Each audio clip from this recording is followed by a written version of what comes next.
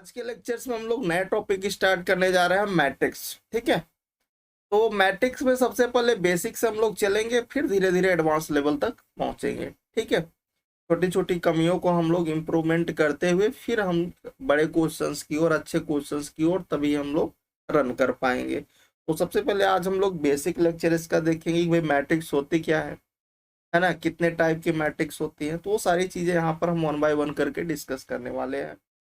Definitions क्या कहती है मैट्रिक्स की कि a set of M N number, एक ऐसा सेट हो जिसमें एम एन नंबर्स हो। ठीक है, इन द फॉर्म ऑफ, जिसमें एम हॉरिजेंटल लाइन हो। ठीक है, हॉरिजेंटल लाइंस जिसे हम लोग क्या बोलेंगे, रो बोलेंगे, और उसमें एन जो है वर्टिकल लाइंस है होनी चाहिए। ठीक है, और जिसे हम लोग क्या बोलते हैं, कॉलम बोलते हैं। और उसका जो आर्डर होता है, जो भी हमारे पास मैट्रिक्स बनती है उसका जो आर्डर बनता है वो m क्रॉस n का होता है।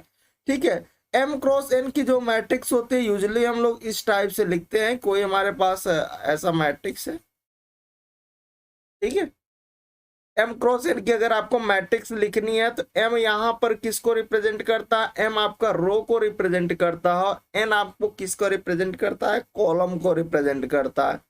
m किसको रिप्रेजेंट करेगा, रोज को रिप्रेजेंट करेगा, और n आपका किसको रिप्रेजेंट करेगा,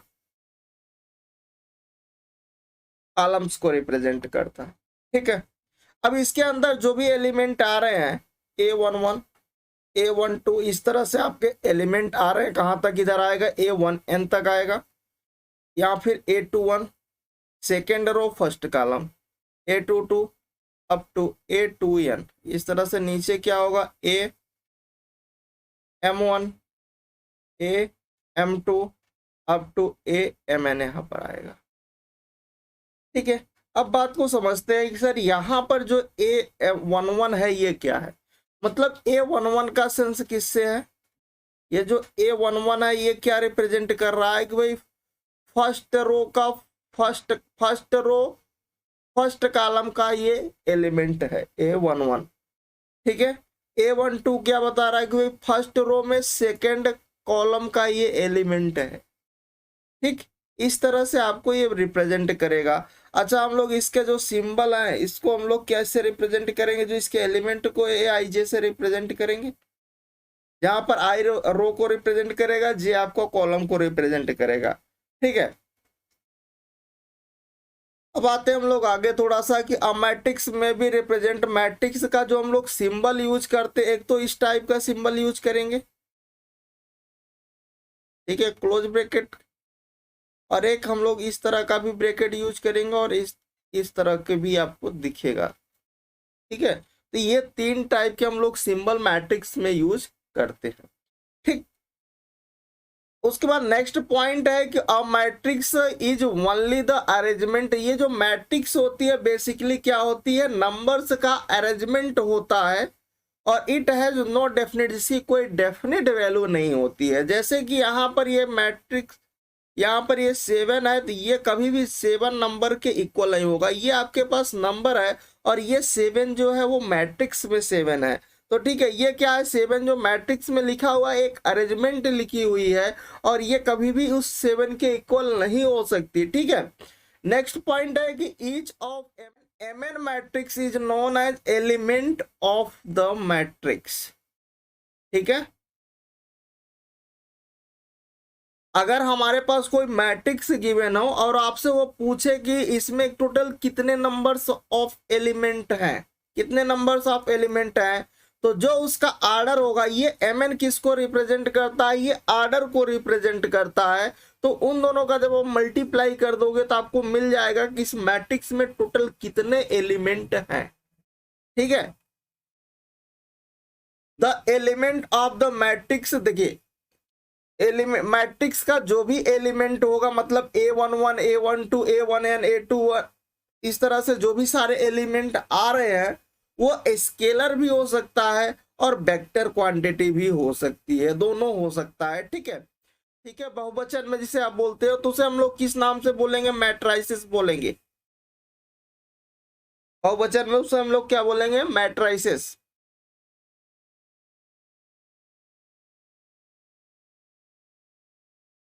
प्यूरल फॉर्म में, ठीक है।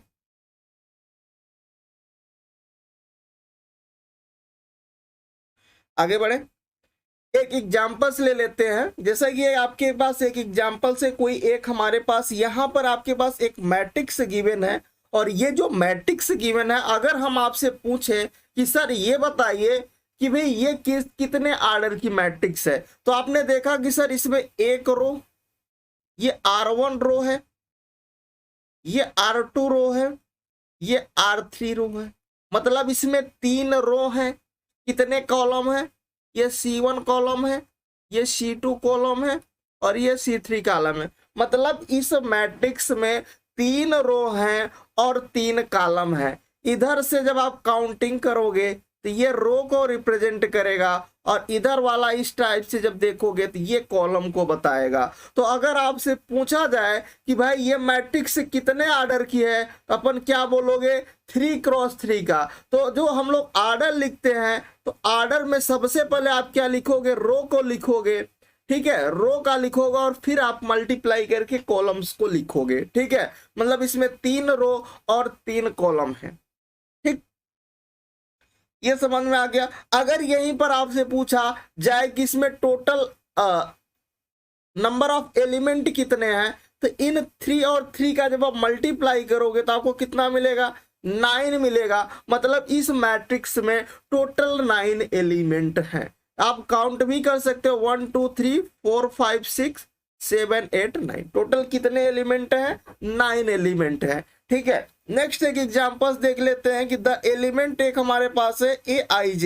इस मैट्रिक्स का क्या है, एक एलिमेंट है, और वो मैट्रिक्स किस फॉर्म की है, वो 3x3 की मैट्रिक्स है, ठीक है। और इन्होंने दे रखा है आपको कि Aij की जो वैल्यू दे रखा है, वो क्या दे रखा है, 1/2 मॉडुलस ऑफ माइनस का 3i प्लस का j, ठीक है। अब आपको 3x3 की मैट्रिक्स में टोटल कितने एलिमेंट होंगे, तो आपको पता है कि दोनों को मल्टीप्लाई कर देंगे तो टोटल नंबर ऑफ एलिमेंट हो जाएंगे। मतलब 3x3 की मैट्रिक्स में टोटल 9 एलिमेंट हैं। अब यहाँ पर हमारे पास एक जनरल फॉर्म दे दिया कि Aij की जो वैल्यू है वो ये है। अब आपको यहाँ पर वैल्यू रख करके डिफरेंट वैल्यू रख करके आपको निकालना पड़ेगा। और यहाँ पर बेसिकली इन्होंने एक ही एलिमेंट पूछा है। जैसे इन्होंने पर्टिकुलर पूछ लिया कि भाई आप हमें ओनली ये बताओ कि A32 की वैल्यू क्या होगी। आप किसी से 3x3 की मैट्रिक्स में वो A11 भी पूछ सकता है, A13 भी पूछ सकता है। तीनों ने ओनली क्या पूछा है, A32 की वैल्यू। मतलब I यहाँ पर कितना है, I की वैल्यू 3 है और J की वैल्यू कितनी है, 2 है। मतलब ठीक है, यहाँ पर आपसे थर्ड रो और सेकेंड कॉलम का एलिमेंट की वैल्यू पूछ रहा है कितनी होगी। अब आप यहाँ पर रखो कि A32 कितना होगा, तो भाई देखो यहाँ पर सिंप्लीफाई करो, यहाँ पर -3, I की वैल्यू कितनी है, 3 है, और J की वैल्यू कितनी है, 2 है। मैग्नीट्यूड से जो भी वैल्यू बाहर आएगी मॉड से वो पॉजिटिव आएगी। तो यहाँ पर आपको कितना मिल जाएगा भाई, 7/2 आपको राइट आंसर मिल जाएगा। मतलब A32 third row second column का जो एलिमेंट है A32, उसकी जो वैल्यू होगी वो कितनी होगी, 7/2 होगी। मतलब बी वाला ऑप्शन आपका करेक्ट होगा। ठीक है, यहां तक तो आपको क्लियर हो गया होगा। थोड़ा सा और आगे बढ़ते हैं। एक हमारे पास अगर हम ये आपके पास मैट्रिक्स दिखा, अब अगर सिंपल सा हम आपसे क्वेश्चंस करें कि सबसे पहले ये बताओ आपने ये मैट्रिक्स देखा तो इस मैट्रिक्स का आर्डर कितना है, तो आप कहोगे सर इसमें 3 रो है, first row second row third column, sorry first row second row third row. ठीक है, कॉलम में अगर बात करें तो first column second column third column और फोर्थ। मतलब इसमें 3 रो हैं 4 कॉलम है, तो पहले हम लोग रो लिखते हैं और फिर कॉलम को लिखते हैं। मतलब ये आर्डर अगर आपसे पूछे तो आप बोलोगे कि सर इसका जो आर्डर होगा वो 3x4 का होगा। मतलब 3 रो हैं 4 कॉलम है। अगर टोटल नंबर ऑफ एलिमेंट आपसे पूछा जाए तो आप क्या बताओगे, 3x4 का मल्टीप्लाई कर दो तो उतने ही एलिमेंट होंगे। मतलब इस मैट्रिक्स ए मैट्रिक्स में टोटल 12 एलिमेंट होंगे। ठीक है, अच्छा अब आपसे यहां पर वैल्यू पूछा जा रहा है कि भाई यहां पर आप बताओ A11 क्या है, A11 क्या है। तो देखो यहां पर मतलब अगर मैं बोलूँ A11 क्या होगा, A11 मतलब फर्स्ट रो फर्स्ट कॉलम, ये वाले एलिमेंट 2 होगा। A12 की वैल्यू क्या होगी, A12 पूछेगा तो ये होगा सेकंड फर्स्ट रो का सेकंड कॉलम, फर्स्ट रो का सेकंड कॉलम का एलिमेंट, मतलब ये 3 की बात कर रहा है, फर्स्ट ही रो में आपको चलना है, ठीक है। फिर आपसे अगर पूछे A13 कितना है तो ये वाली वैल्यू बताओगे, third column first row third column का, ठीक है। तो यहाँ पर आप 5 बताओगे। अगर आपसे पूछे A14 कितना होगा तो आप बोलोगे सर 4 होगा। फिर आप जब सेकेंड रो की चलोगे तो पहले यहाँ पर रो वाला आता है फिर कॉलम आता है, A21 आएगा तो मतलब सेकेंड रो का फर्स्ट कॉलम, ये वाला आपका एलिमेंट आएगा 2। अगर आपसे पूछे कि भाई A22 बताओ तो A22 कितना होगा, 7 होगा। अगर आपसे पूछे कि A23 कितना होगा तो आप बोलोगे सर 9 होगा। तो कंपेयर करना समझ पा रहे हो या नहीं। उसके बाद A24 की अगर वैल्यू पूछेगा तो अपन बोलोगे sir second row fourth column का ये वाला होगा -1, ठीक है। फिर अपन आते हैं A31 पर। A31 क्या मतलब थर्ड रो फर्स्ट कॉलम, ये एलिमेंट आएगा -3। फिर अगर आपसे पूछे कि भाई आप बताओ A32 की वैल्यू कितनी तो अपन बोलोगे 2। फिर आपसे पूछे कि भाई आप A33 बताओ, अपन बोलोगे सर -9। फिर अगर आपसे पूछे कि A34 की वैल्यू बताओ तो कितना बोलोगे 0। तो इस तरह से आप वैल्यू निकाल लेते हो, ठीक है। अगर मान लीजिए नॉर्मली अगर मैं कोई एक ले लेता हूँ, मान लो मैंने इसी की बात कर लिया कि भाई A23 का सेंस क्या है, A23 क्या बता रहा है, इसका मीन्स क्या है। इसका मतलब कुछ ऐसा है,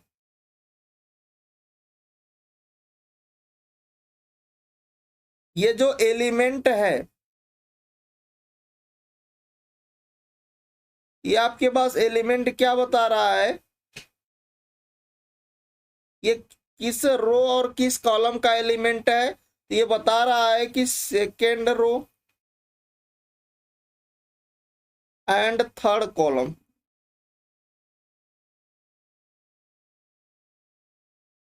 सेकेंड रो और थर्ड कॉलम का ये एलिमेंट है। इस तरह से आपको बताएगा। तो आई होप ये चीज आप समझ पा रहे हो कि कहीं पर वैल्यू निकालना होगी A32 बता दो, A33 बता दो, कुछ भी पूछ सकता है तो अपन ऐसे कर लेना। पहला जो होगा वो रो को बताएगा, सेकेंड नंबर मतलब ये वाला स्टार्टिंग वाला क्या बताएगा, रो को रिप्रेजेंट करता है और ये कॉलम को रिप्रेजेंट करता है। नेक्स्ट एक और एग्जाम्पल्स है हमारे पास, ठीक है। इस एग्जाम्पल्स को देख लो। अगर हम आपसे पूछे कि ये जो मैट्रिक्स है, अभी आपने क्या देखा कि ये स्केलर में दिख रही थी, स्केलर भी हो मतलब एलिमेंट जो मैट्रिक्स के वो स्केलर भी हो सकते हैं, वेक्टर्स भी हो सकते हैं। यहाँ पर सारे स्केलर एलिमेंट दिख रहे थे, बट यहाँ पर आपको वेक्टर एलिमेंट दिख रहे हैं, दिख रहे हैं। अच्छा,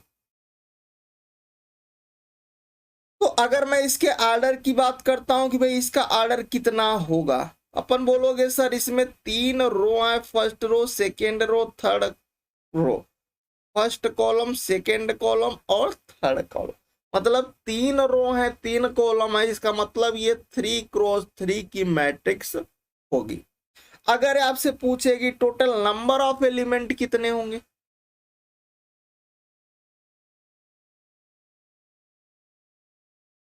अपन बोलोगे इन दोनों का मल्टीप्लाई कर लेते हैं सर, 9 होंगे। 3 और 3 का मल्टीप्लाई करोगे कितना आएगा भैया, 9 आएगा। अच्छा, अगर मैं आपसे पूछूं कि ये बताओ यहाँ पर A11 एलिमेंट की वैल्यू इस मैट्रिक्स में क्या गिवन है, तो अब A11 मतलब फर्स्ट रो फर्स्ट कॉलम, तो क्या है 1 प्लस आयोटा है। अगर आपसे पूछे कि भाई A12 की वैल्यू तो आप बोलोगे सर 2। अगर आपसे पूछे कि भाई A13 की value first row third column तो अपन बोलोगे 4 माइनस आयोटा, ठीक है। इस तरह से अगर सेकेंड रो फर्स्ट कॉलम की बात करें तो ये 1 है, ठीक है। इसी तरह आपसे पूछे कि सेकेंड रो सेकेंड कॉलम का एलिमेंट तो ये 4 है, ठीक है। फिर सेकेंड रो थर्ड कॉलम का एलिमेंट कितना है, 6 प्लस आयोटा है। फिर अगर आपसे पूछे कि थर्ड रो फर्स्ट कॉलम का एलिमेंट कितना है तो वो लोग 1 प्लस 3 आयोटा, ठीक है। फिर आपसे पूछे A32 आपका कितना है तो अपन बोलोगे सर 2। देखो यहीं से हम कंपेयर कर रहे हैं, ठीक है। किसी को डाउट तो नहीं होना चाहिए। अगर A33 पूछे तो कितना -8, और ये कितने ऑर्डर का 3x3, यहाँ तक किसी को दिक्कत नहीं होना चाहिए, ठीक है। चलिए, अब आपसे कई सारे मैट्रिक्स दे रखा है और इस मैट्रिक्स में पूछ रहा है कि ये किस ऑर्डर के मैट्रिक्स हैं। तो सिंपल आपको यहाँ पर क्या बताना है, ऑर्डर बताना है। तो देखो इसमें क्या है, इसमें एक row, second row, first row, second row, first column, second column, third column, ये 2x3 की मैट्रिक्स, मतलब 2 रो 3 कॉलम। तो पहले रो फिर कॉलम, ठीक है। तो ऑर्डर पूछे तो भाई क्या बोलोगे कि ऑर्डर इसका कितना है, 2x3। अच्छा, अगर इस मैट्रिक्स का पूछे तो इसमें 2 रो है, first row, second row, first column, second column, मतलब ये 2x2 की मैट्रिक्स है। इसका ऑर्डर कितना होगा, 2x2। यहां पर आप देखो, इसको समझो, इसमें कितने रो है, फर्स्ट रो है, एक ही रो है, कॉलम कितने, 3 है, फर्स्ट सेकेंड थर्ड, तो ये 1x3 का होगा। इसका जो ऑर्डर होगा कितना होगा, 1x3। ठीक है। इसका अगर आपसे पूछे तो इसमें एक ही रो है और एक ही कॉलम है, मतलब एक रो एक कॉलम, तो 1x1 की मैट्रिक्स बनेगी। इसका ऑर्डर क्या होगा, 1x1। इसका अगर आपसे पूछे तो आप क्या बताओगे इसका ऑर्डर। देखो इसमें 3 रो है, एक सेकेंड और थर्ड रो, कॉलम कितने हैं, एक ही है, तो ये 3x1 का बनेगा। ठीक है, तो ऑर्डर आप निकालना समझ गए। अब यहीं पे अगर टोटल नंबर ऑफ एलिमेंट पूछता तो इन दोनों का मल्टीप्लाई कर देते, मल्टीप्लाई करके जो आता उतने नंबर ऑफ एलिमेंट उस मैट्रिक्स में प्रेजेंट रहते हैं। ठीक है, चलिए यहाँ पर नेक्स्ट एग्जांपल है कि कंस्ट्रक्ट अ 2x3 की एक मैट्रिक्स आप कंस्ट्रक्ट कीजिए जहां पर A इज इक्वल टू क्या दे रखा है, जनरल Aij दे रखा है। ठीक है, हुज एलिमेंट, यहाँ पर जो आपके पास दे रखा है कि Aij की जो वैल्यू दे रखा है वो 2 टाइम्स i माइनस जे दे रखा है। तो सबसे पहले देखो कि यहाँ पर इन्होंने क्या बोला कि 2x3 की मैट्रिक्स बनाना है। 2x3 का मैट्रिक्स का मतलब जिसमें 2 रो हो, एक ऐसी आप ए मैट्रिक्स बनाओ जिसमें क्या हो, 2 रो हो और 3 कॉलम हो। कितने हो, 2 रो हो, 3 कॉलम हो, मतलब A11, A12, A13, A21, A22, A23। अब बात आती है कि सर A11 की वैल्यू क्या होगी, A22 की वैल्यू क्या होगी, मतलब ये सारे एलिमेंट की वैल्यू कैसे निकालेंगे। तो भाई ये दे रखा है ना, इसी की हेल्प से आप सारी वैल्यू को निकालो। जहां पर देखो आई क्या है, फर्स्ट वाला रो को रिप्रेजेंट करेगा, सेकेंड वाला कॉलम को जे। ठीक है, तो अगर मैं आपसे पूछूं कि सर A11 की वैल्यू क्या होगी, तो यहाँ पर रखोगे 2 टाइम्स आई के स्थान पे 1 रखोगे और जे के स्थान पर भी 1 रखोगे तो 0 मिल जाएगा। ठीक है, अब अगर आपसे पूछे A12 क्या होगा, चूंकि यहाँ पर हमारे पास दे रखा है कि Aij जो है वो 2 टाइम्स क्या है, i माइनस का जे के इक्वल है, ये गिवन था। ठीक है ना, गुड मॉर्निंग। ठीक है, अब देखिए A12 की वैल्यू अगर आपसे पूछा जाए तो A12 आपके पास क्या होगा, देखिए यहाँ पर i की वैल्यू कितनी है, 1 है, j की वैल्यू कितनी भाई 2 है। ठीक है, तो आप 2 टाइम्स यहाँ पर i के स्थान पे 1, j के स्थान पे 2, तो 1 माइनस का 2, यहाँ से कितना मिलेगा भाई, माइनस का 2 मिल जाएगा। इसी तरह आप निकालो A12, A13, यहाँ पर 2 टाइम्स 1 माइनस 3 हो जाएगा, यहाँ पर ये मिल जाएगा माइनस का 4। इसी तरह से नेक्स्ट आप निकालोगे A21 की वैल्यू, यहाँ पर i की वैल्यू अब 2 हो जाएगी, j की वैल्यू 1, तो 2 टाइम्स 2 माइनस का 1, यहाँ पर 2 आ जाएगा। फिर आप जब A22 निकालोगे तो 2 टाइम्स 2 माइनस 2 करोगे तो ये 0 हो जाएगा। सही है ना। फिर आप यहाँ पर A23 निकालोगे, ये 2 टाइम्स 2 माइनस का 3 होगा, यहाँ से -2 आएगा। अब देखो सारी वैल्यू आपको मिल गई, मतलब सारे एलिमेंट की वैल्यू आपको मिल गई। A11 मिल गया, A12 मिल गया, A13 मिल गया, A21, A22, A23 सारे मिल गए। अब इस मैट्रिक्स में आप रख दीजिए, वही आपका क्या हो जाएगा, आंसर हो जाएगा। यहाँ पर जो ए मैट्रिक्स आएगी, A11 की वैल्यू कितनी है, 0 है, ये कितने हैं, -2 है, माइनस का 4 है, फिर आपका ये 2 है, फिर ये 0 है और ये -2 है। ये आपका क्या हो जाएगा, मैट्रिक्स। और ये कितने ऑर्डर की मैट्रिक्स बनेगी, ये 2x3 की है, जिसमें 2 रो हैं 3 कॉलम है। ठीक है, अच्छा अब हम आते हैं, थोड़ा सा आगे बढ़ते हैं और बढ़ते हैं टाइप ऑफ मैट्रिक्स की ओर। ठीक है, कि मैट्रिक्स तो सर हमने बेसिक आइडिया ले लिया कि भाई मैट्रिक्स हम पहचानने तो लगे, ठीक है। अब सर कितने टाइप की मैट्रिक्स है, तो सबसे पहले हम लोग देखते हैं कि रो मैट्रिक्स क्या होती है। टाइप ऑफ मैट्रिक्स में फर्स्ट देखते हैं रो मैट्रिक्स कब बोलेंगे। कोई भी आपके पास मैट्रिक्स है जिसमें ओनली वन रो हो और एनी नंबर ऑफ कॉलम, मतलब केवल एक रो हो, कॉलम कितने भी हो सकते हैं, उसे कोई दिक्कत नहीं है, बट रो एक होनी चाहिए, तो उसे हम लोग क्या बोलेंगे, रो मैट्रिक्स बोलेंगे या फिर रो वेक्टर्स बोलेंगे। क्योंकि मैट्रिक्स को हम लोग क्या, मैट्रिक्स क्या एक रिप्रेजेंटेशंस है, ठीक है।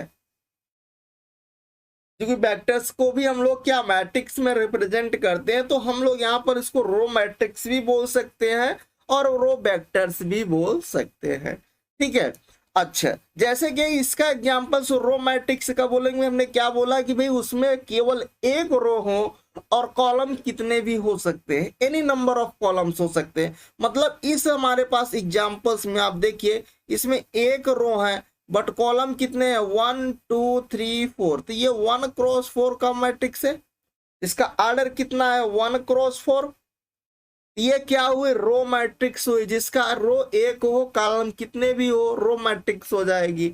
यहाँ पर देखो ये आपका क्या एलिमेंट इसमें जो है वो आ रहे हैं कॉम्प्लेक्स के, ठीक है, मतलब वेक्टर्स क्या आ रहे हैं। तो यहाँ पर आप देखो इसके रो कितने हैं, एक है, बट कॉलम कितने हैं, 3 है, 1 2 3, तो ये 1x3 की मैट्रिक्स है, ये भी रो मैट्रिक्स हुई। रो केवल एक होना चाहिए, कॉलम कितने भी हो, रो हो गया, सिंपल सी लैंग्वेज, ठीक है। आगे थोड़ा सा बढ़े, भाई कॉलम मैट्रिक्स क्या होगा। जैसे आपने रो में देखा कि एक रो होने चाहिए, तो कॉलम में क्या होना चाहिए कि एक कॉलम होने चाहिए, रो कितने भी हो जाए, ठीक है। कॉलम एक होना चाहिए, रो कितने भी हो, उसे हम लोग क्या बोलेंगे, कॉलम मैट्रिक्स या फिर कॉलम वेक्टर्स बोलेंगे। क्या बोलेंगे, कॉलम मैट्रिक्स या फिर अपन कॉलम वेक्टर्स बोलेंगे। एग्जांपल्स में देख लो, इसमें कितने रो हैं, तो एक row, second row, third row, fourth row, 4 row हैं। कॉलम कितने हैं, एक ही है, ठीक है। तो ये आपके पास क्या है, पहले पर रो लिखते हैं, तो ये 4x1 की मैट्रिक्स है, जिसमें रो 4 है, कॉलम एक है। तो हमने कहा कॉलम मैट्रिक्स का बोलेंगे जिसका कॉलम एक हो और रो कितने भी हो, तो उसे कॉलम मैट्रिक्स बोलेंगे या फिर कॉलम वेक्टर्स बोलेंगे, ठीक है। यहाँ पर इसमें अगर देखें, इसमें 2 रो है, कॉलम एक ही है, ये कितने की मैट्रिक्स है, 2x1 की मैट्रिक्स है। ये भी कैसी मैट्रिक्स है, कॉलम मैट्रिक्स है। तो आप यहाँ तक समझ गए होंगे कि भाई रो मैट्रिक्स क्या है। रो मैट्रिक्स वो मैट्रिक्स है जिसमें एक रो है, कॉलम कितने भी है, उसे रो मैट्रिक्स। कॉलम मैट्रिक्स किसे बोलेंगे, ऐसी मैट्रिक्स जिसमें केवल एक कॉलम है, रो कितने भी हो, उसे हम लोग कॉलम मैट्रिक्स या फिर कॉलम वेक्टर्स बोलते हैं, ठीक है।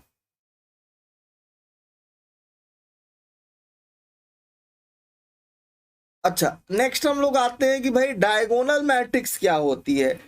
एक ऐसी square matrix is called a square matrix is called diagonal matrix if all its non-diagonal element are zero and diagonal element not equal, मतलब इक्वल नहीं होने चाहिए। जैसे कि आप एग्जांपल्स देख लो कि यहाँ पर आपके पास ये क्या है, ये डायगोनल है,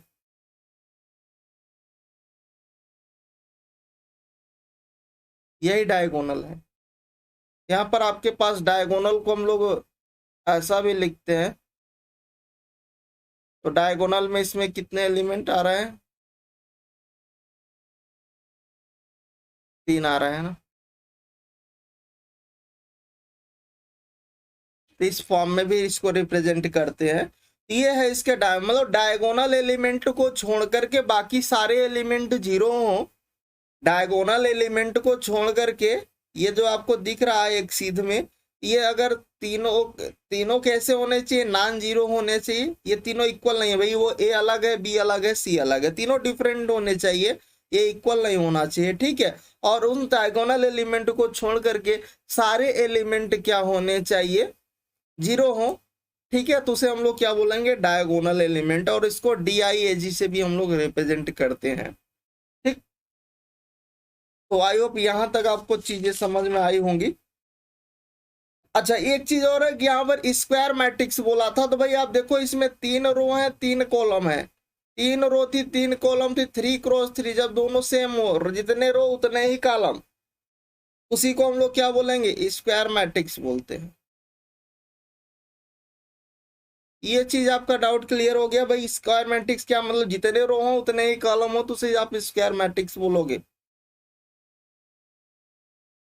अच्छा, अगर आपसे इसी में पूछे कि आपके पास एक कोई मैट्रिक्स थी, ए मैट्रिक्स थी, है ना, जिसमें आपके पास डायगोनल एलिमेंट को छोड़ करके बाकी के सारे एलिमेंट क्या थे भाई, 0 थे।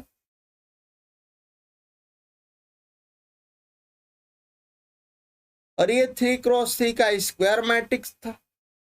अगर आपसे पूछे कि डायरेक्ट मान लीजिए कोई बड़ी सी मैट्रिक्स दे दे, ठीक है, डॉटेड करके, और आपसे पूछे कि इस मैट्रिक्स में ये बताओ कि जो आपके पास कितने जीरोज होंगे, तो दो number of zero in diagonal matrix का निकालने का फॉर्मूला क्या है, एन स्क्वायर माइनस एन। जैसे कि ये 3x3 की मैट्रिक्स है, अगर आप इसमें देखो कि नंबर ऑफ जीरोज कितने होंगे,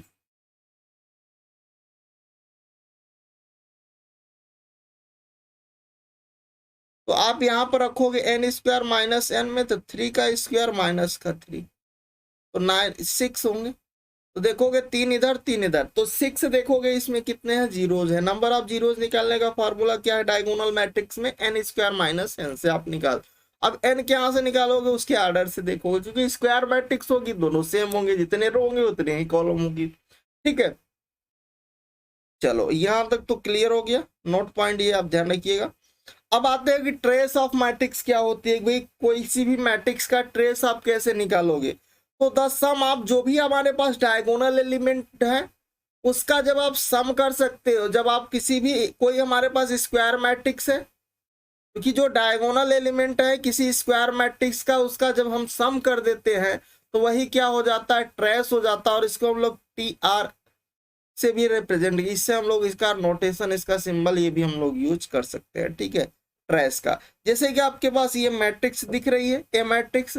अब आपसे अगर हम आपसे पूछे कि इस मैट्रिक्स में डायगोनल क्या है, तो अपन बोलोगे सर ये डायगोनल है।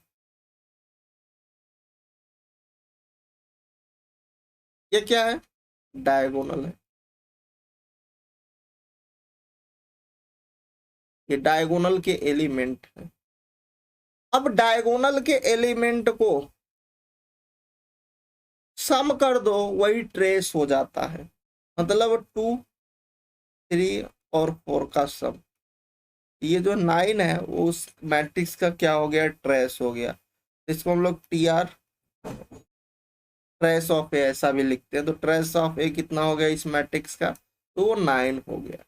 ये बात आपको क्लियर हो गई कि trace of A is equal to कितना होगा आपका, 9 होगा। ठीक है, अच्छा स्क्वायर मैट्रिक्स थी, चूंकि ये 3 रो है, इसमें 3 कॉलम है। ठीक है, नेक्स्ट मैट्रिक्स की बात करते हैं कि भाई स्केलर मैट्रिक्स कब बोलेंगे, है ना। कोई भी हमारे पास एक स्क्वायर मैट्रिक्स है, मतलब जी, तो स्क्वायर मैट्रिक्स का सेंस किससे, उतने ही रो उतने ही कॉलम। कोई जरूरी नहीं 3x3, 4x4 भी हो सकता है, 2x2 भी हो सकता है, 5x5, जितने रो हो उतने ही कॉलम हो, तो वो क्या हो जाएगी, स्क्वायर मैट्रिक्स हो जाएगी। ठीक है, a square matrix is called scalar matrix if all non-diagonal element are 0 and diagonal element. अभी जब हम लोग डायगोनल बात कर रहे थे, डायगोनल मैट्रिक्स की, तो वहां पर जो मैट्रिक्स के डायगोनल एलिमेंट थे वो क्या होने चाहिए, डिफरेंट होने चाहिए थे डायगोनल मैट्रिक्स में। बस स्केलर मैट्रिक्स में जो डायगोनल के एलिमेंट हो वो सारे के सारे क्या होने चाहिए, सेम होने चाहिए, और बाकी डायगोनल एलिमेंट को छोड़ करके सारे 0 हो।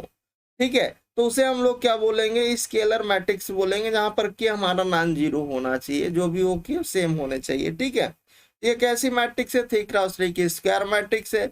ये आपके पास क्या है, यहाँ पर आपके पास ये स्केलर मैट्रिक्स हो गई। अगर यहाँ पर के, यहाँ पर कोई वैल्यू होती कि भाई के स्थान पर 1 2 3 अलग अलग वैल्यूज होती है तीनों जगह पे, A11 की, ये क्या है, ये A11 है, और ये क्या है, A22 है, और ये क्या है, A33 है। तो अगर A11, A22, A33 की वैल्यू जो है वो अलग अलग होती तो वो डायगोनल हो जाता, डायगोनल में, बट यहाँ पर इक्वल है के की वैल्यूज। बाकी सारे एलिमेंट जीरो है, तो अब आपके यहाँ पर क्या बन जाएगा, वो स्केलर मैट्रिक्स बन जाएगा। ठीक है, अगर डायगोनल के एलिमेंट डिफरेंट हो जाए, बाकी सारे एलिमेंट जीरो हो तो डायगोनल मैट्रिक्स, अगर डायगोनल के जो एलिमेंट है वो सेम हो जाए, ठीक है, बाकी सारे एलिमेंट जीरो हो तो स्केलर मैट्रिक्स हो जाएगी। और वो कैसी होनी चाहिए, स्क्वायर होनी चाहिए, स्क्वायर मैट्रिक्स होनी चाहिए। ठीक है, नेक्स्ट पॉइंट पर आते हैं भाई, यूनिट या फिर आइडेंटिटी मैट्रिक्स क्या होते हैं। यूनिट का मतलब वन, आइडेंटिटी है ना।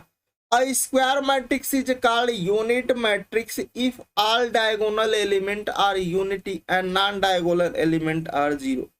मतलब कह रहा है कि डायगोनल के जो एलिमेंट हो वो यूनिट हो, मतलब वन हो, बाकी नॉन डायगोनल के जो डायगोनल के एलिमेंट वन वन वन यही तीन है, और नॉन डायगोनल के जितने भी सिक्स एलिमेंट है वो कैसे हो, जीरो हो जाए।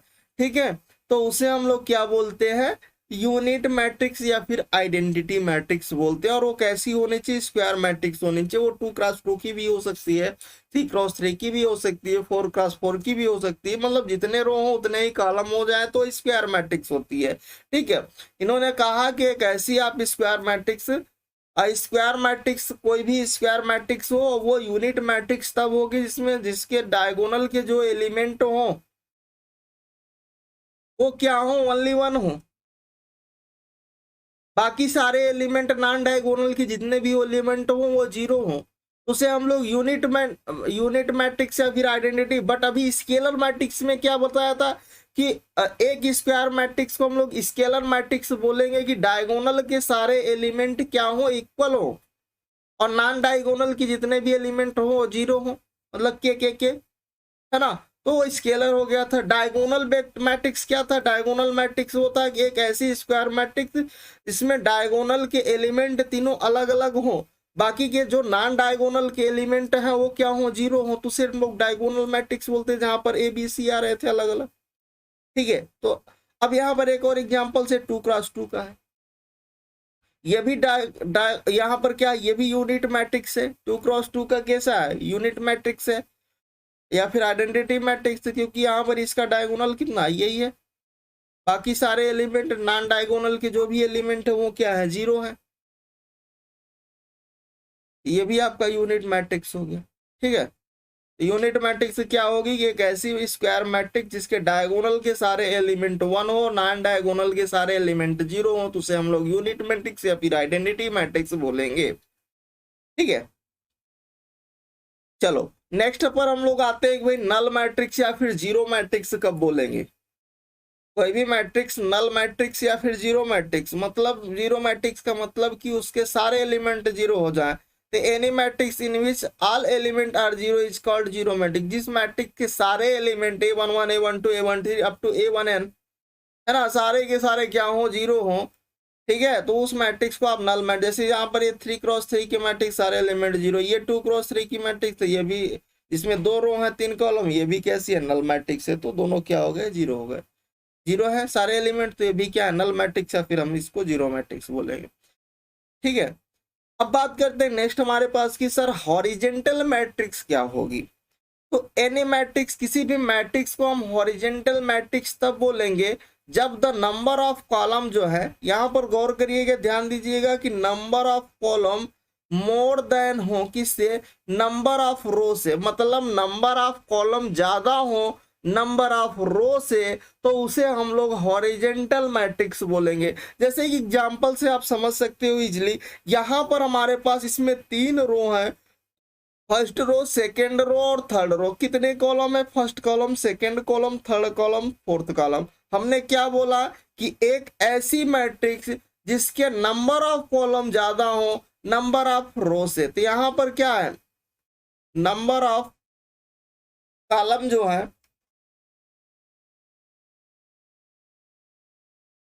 वो ग्रेटर देन है किससे,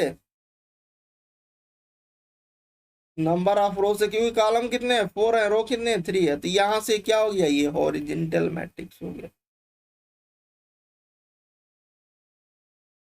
अगर नंबर ऑफ कॉलम ज्यादा है नंबर ऑफ रो से, तो मैट्रिक्स कैसी मैट्रिक्स कहलाएगी, हॉरिजेंटल मैट्रिक्स कहलाएगी। ठीक है, चलो आगे बढ़ते हैं कि भी वर्टिकल मैट्रिक्स क्या होगी। एक ऐसी मैट्रिक्स जिसमें नंबर ऑफ रो क्या हो, ज्यादा हो नंबर ऑफ कॉलम से।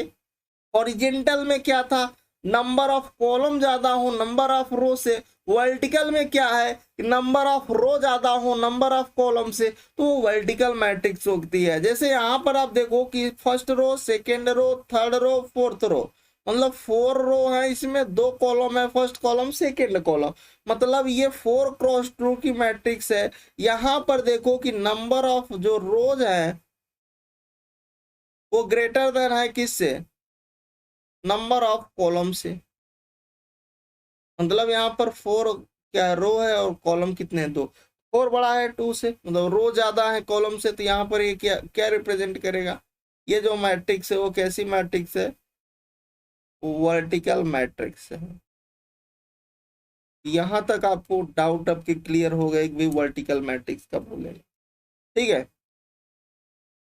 चलिए सब मैट्रिक्स क्या होगी, हम लोग किसी भी मैट्रिक्स को सब मैट्रिक्स कब बोलते हैं, a matrix which is obtained from a given matrix by deleting any number of rows and number of column is called sub matrix of the given matrix, ठीक है।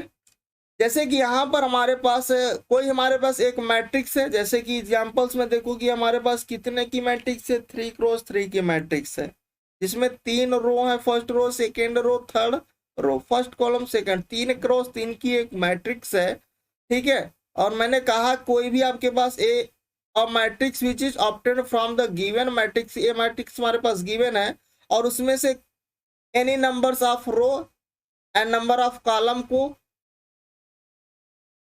Bye deducting any number of row and number of column is called sub matrix. मतलब इसमें से deduct कर दो, मतलब ये अगर मैं उस मैट्रिक्स में से जो हमारे पास गिवन मैट्रिक्स है उस मैट्रिक्स में से अगर इस पार्ट को मैं हटा दूं तो ये उस मैट्रिक्स की क्या हो जाएगी, मतलब ये जो बी है, बी हमने निकाल दिया बाहर 2x2 की मैट्रिक्स को, इसी में से इसी का वो सब पार्ट है। यहां पर आपके पास क्या हो जाएगा, ये आपके पास सब मैट्रिक्स हो जाएगी, ठीक है। यहां पर आप बोल सकते हो कि यहां पर जो बी है, बी इज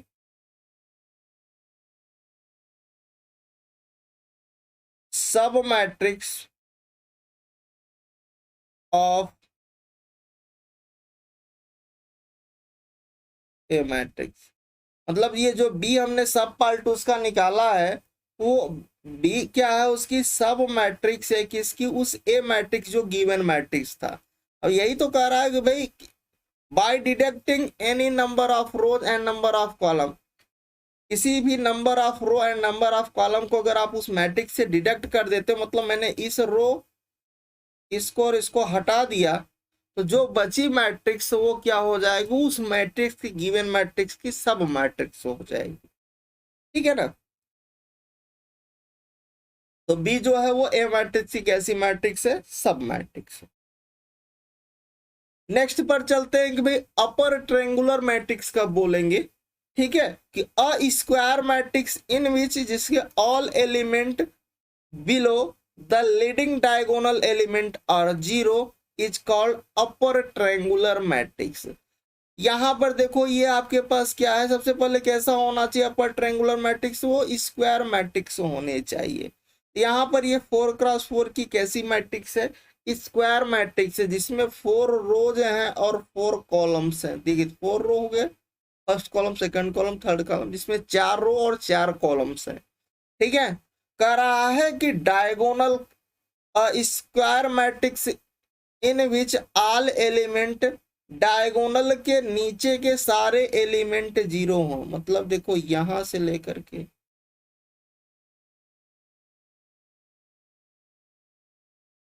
डायगोनल के नीचे के सारे एलिमेंट जीरो हो, ठीक है, तो उसे हम लोग क्या बोलते हैं, ये डायगोनल है, ये आपका डायगोनल है,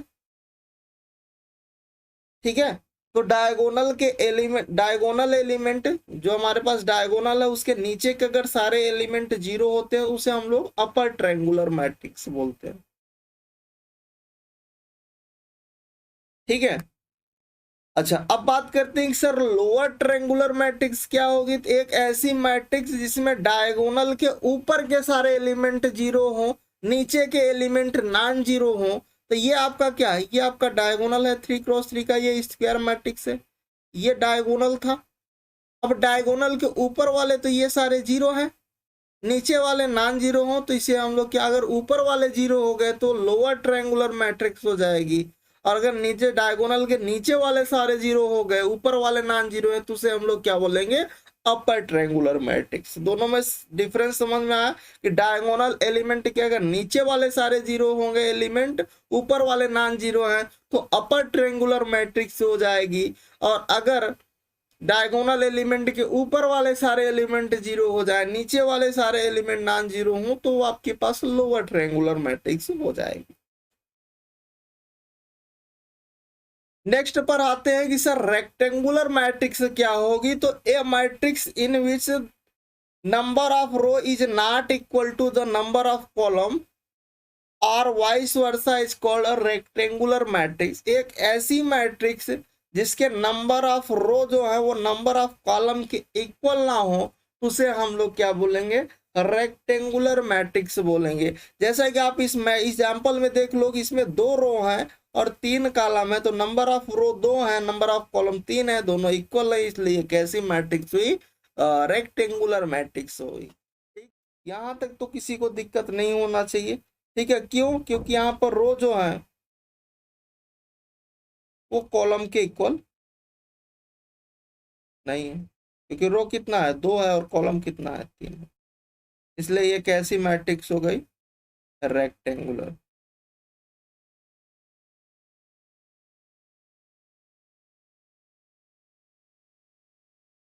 ठीक है ना। डिटर्मिनेंट ऑफ ए मैट्रिक्स, किसी भी मैट्रिक्स का आप डिटर्मिनेंट कैसे निकालोगे। लेट सपोज करो कि कोई एक हमारे पास ए स्क्वायर मैट्रिक्स है और उसका हमें डिटर्मिनेंट निकालना। Determinant form by the element of A is said to be the determinant of the matrix, और इसको हम लोग डिटर्मिनेंट ऑफ ए इस तरह से डिनोट करते हैं। जैसे कि अगर आप देखो कि एक हमारे पास एक मैट्रिक्स है और इस मैट्रिक्स का अगर हम आपसे पूछे कि भाई हमें इसका डिटर्मिनेंट बताओ, डिटर्मिनेंट ऑफ ए क्या होगा, तो इस जो क्लोज है इस ब्रैकेट को हम लोग हटा देंगे और यहाँ पर हम लोग डिटर्मिनेंट वाला साइन लगाएंगे, सिंबल लगाएंगे, तो इसको लिख देंगे 3 4 5 6 7 8 2 -3 5। ठीक है ना। तो ये इस मैट्रिक्स का क्या हो गया, ये इस मैट्रिक्स का डिटर्मिनेंट हो गया। बाकी जब डिटर्मिनेंट पढ़ाएंगे तो उसको एक्सप्लेन करेंगे कैसे वैल्यू निकालते हैं। ठीक है, नेक्स्ट चलते हैं कि भाई स्क्वायर मैट्रिक्स कब होगी। जब नंबर ऑफ रो बराबर हो नंबर ऑफ कॉलम को, तो उस मैट्रिक्स को स्क्वायर मैट्रिक्स बोलते हैं। मतलब इसमें 3 रो हैं और 3 ही कॉलम है, तो इस टाइप के मैट्रिक्स को क्या बोलोगे, स्क्वायर मैट्रिक्स। यहाँ पर जो नंबर ऑफ रो है वो बराबर है किससे, नंबर ऑफ कॉलम्स के, मतलब 3 बराबर 3। तो इस टाइप की मैट्रिक्स को आप क्या बोलोगे, स्क्वायर मैट्रिक्स।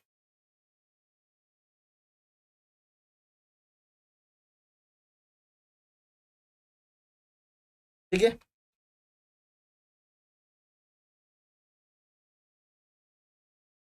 अब हम लोग देखते हैं कि सर डिफरेंस अगर हम आपसे पूछे कि मैट्रिक्स और डिटर्मिनेंट में बेसिक डिफरेंस क्या होता है, कैसे पहचानेंगे ये मैट्रिक्स है, ये वाला डिटर्मिनेंट है।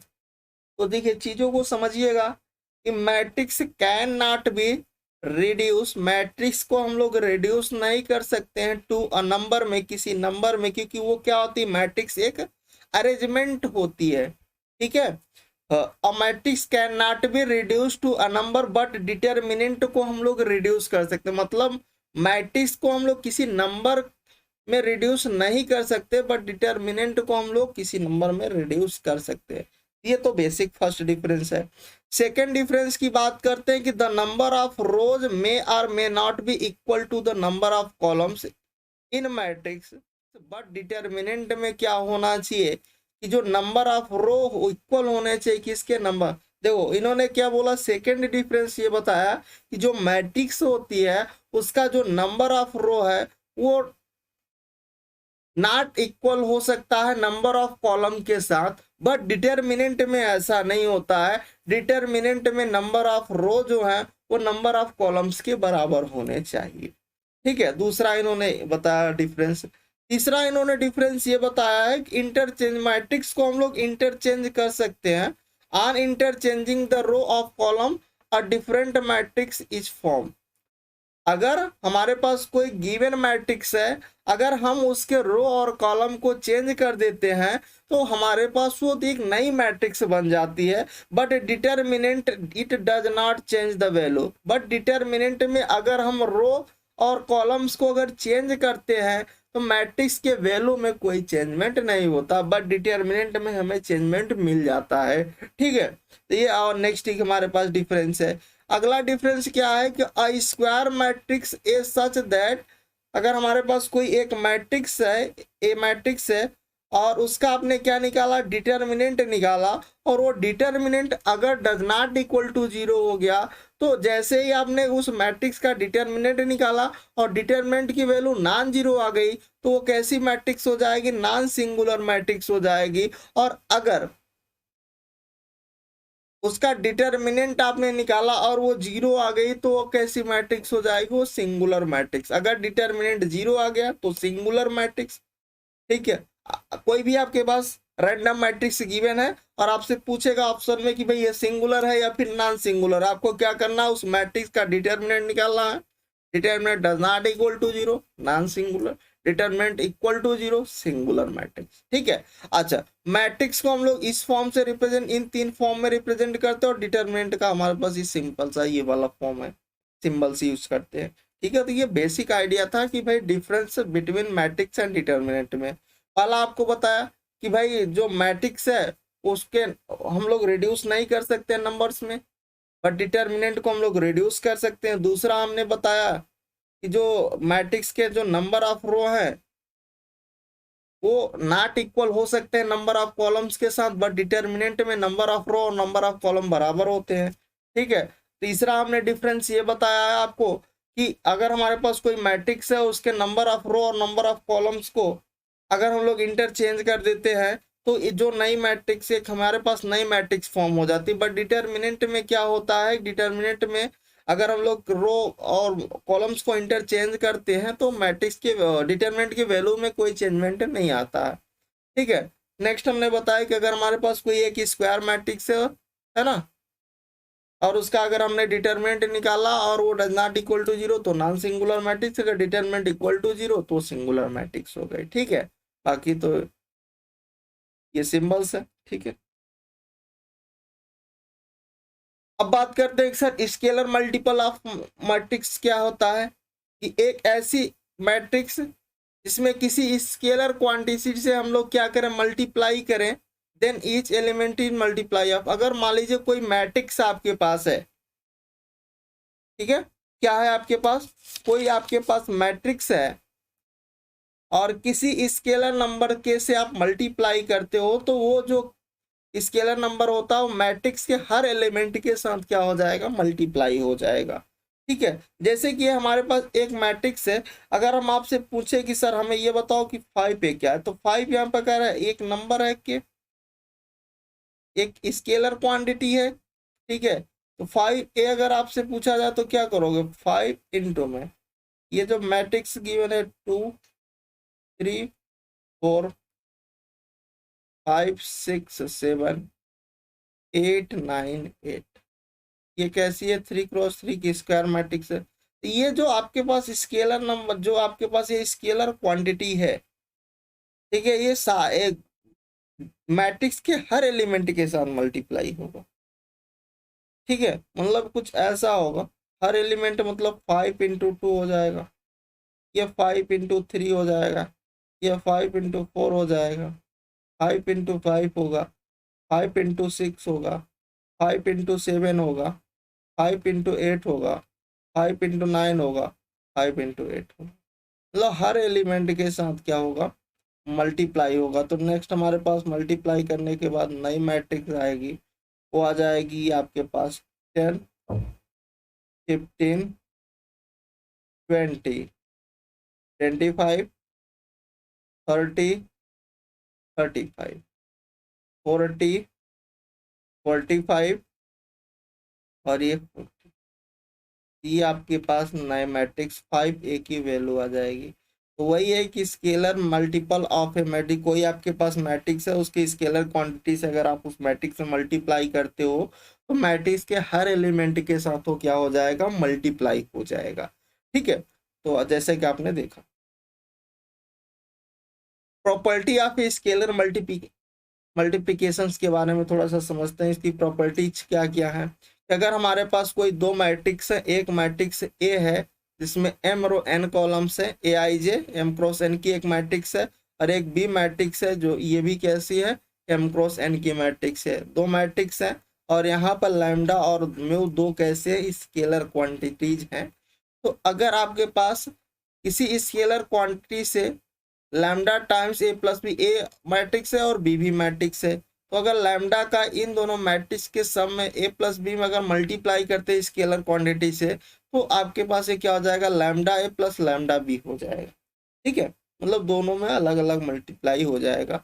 यहाँ पर दोनों कैसे थे, स्केलर क्वांटिटी था, वो यहाँ पर ए मैट्रिक्स के साथ मल्टीप्लाई हो रहा है, ये भी क्या हो जाएगा, lambda A plus mu A हो जाएगा। थर्ड हमारे पास प्रॉपर्टी है कि लैम्डा म्यू ए। ठीक है, तो ये दोनों कैसे हैं, स्केलर क्वांटिटी है, इसको हम इस फॉर्म में लिख सकते हैं, mu lambda A lambda mu A. ठीक है, यहाँ पर अगर माइनस का लैम्डा ए है तो इसको हम इस फॉर्म में माइनस को बाहर भी कर सकते हैं, लैम्डा ए। ठीक है, यहाँ पर माइनस को उस मैट्रिक्स में मल्टीप्लाई कर सकते हैं। ठीक है, लैम्डा टाइम्स माइनस से भी कर सकते हैं। ये बेसिक प्रॉपर्टी था। अच्छा, अब हम लोग आते हैं नेक्स्ट हमारे पास कि भाई इक्वल्स मैट्रिक्स क्या होंगी। इक्वल्स मैट्रिक्स का मतलब जिसमें दोनों में सिमिलरिटी हो, समानता हो, इक्वल हो। Two matrix are said to be equal matrix is if one of the same, जिस सबसे पहले क्या होना चाहिए, इक्वल मैट्रिक्स होने के लिए उसके आर्डर दोनों के सेम हो, मतलब अगर जितने रो उसमें हो उतने ही रो उसमें हो, जितने रो कॉलम फर्स्ट मैट्रिक्स में हो उतने ही रो कॉलम सेकंड मैट्रिक्स में हो। ठीक है, the element in the corresponding position of two matrices is equal. जैसे कि हमारे पास एग्जांपल से समझो कि एक हमारे पास ए मैट्रिक्स है, एक दूसरी बी मैट्रिक्स है। अब ये दोनों इक्वल मैट्रिक्स तब होंगी जितने इसके नंबर ऑफ रोज हैं, नंबर ऑफ कॉलम्स दोनों बराबर, मतलब इसका आर्डर सबसे पहले तो बराबर होना चाहिए। भाई सबसे पहले 2x2 का है, ये भी स्क्वायर मैट्रिक्स है, ये भी स्क्वायर मैट्रिक्स है। उसके बाद आप देखो क्या इसके नंबर ऑफ एलिमेंट जो है वो सारे सेम है। देखो फर्स्ट वाला ये 1 2 3 4 है, ये भी सारे के सारे सेम है। मतलब यहाँ पर जो है ए इक्वल टू बी है, ए इक्वल टू बी का मतलब क्या हुआ कि ये कैसी मैट्रिक्स है, ये आपके पास इक्वल मैट्रिक्स है।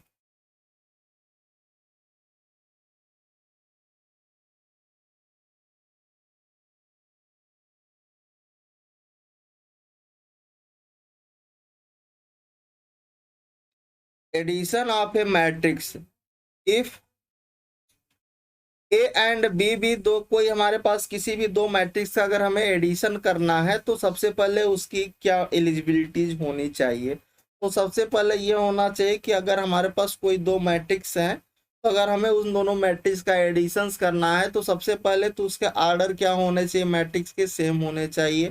ठीक है, the sum of A plus B is defined as a matrix. अगर हमारे पास ए मैट्रिक्स कुछ ये है, A I J M cross N की है, और बी हमारे पास matrix B I J M cross N की है।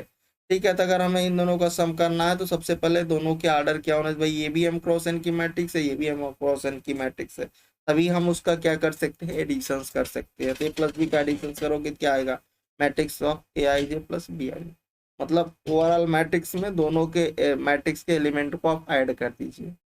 ठीक है, इसे एग्जांपल से समझते हैं तो आपको आसानी से समझ में आएगा। जैसे कि एक हमारे पास ए मैट्रिक्स है, दूसरी हमारे पास बी मैट्रिक्स है, तो find the value of A plus B क्या होगा। ठीक है, अगर हमें ए प्लस बी की यहाँ पर वैल्यू निकालना है तो भाई सबसे पहले तो आप देखो क्या ये दोनों मैट्रिक्स के आर्डर सेम है, भाई ये दोनों के आर्डर सेम है, ये भी 2x3 की, ये भी 2x3 के, मतलब 2 रो 3 कॉलम, 2 रो 3 कॉलम। ठीक है, तो अगर हमें इसका एडिशन करना है, ए प्लस बी मैट्रिक्स मतलब फर्स्ट में सेकेंड मैट्रिक्स को ऐड करना है, मैंने क्या बताया कि इसके एलिमेंट को आप ऐड कर दीजिए, ये दोनों के दोनों 2x3 किए रहेंगे, है ना। यहाँ पर क्या है,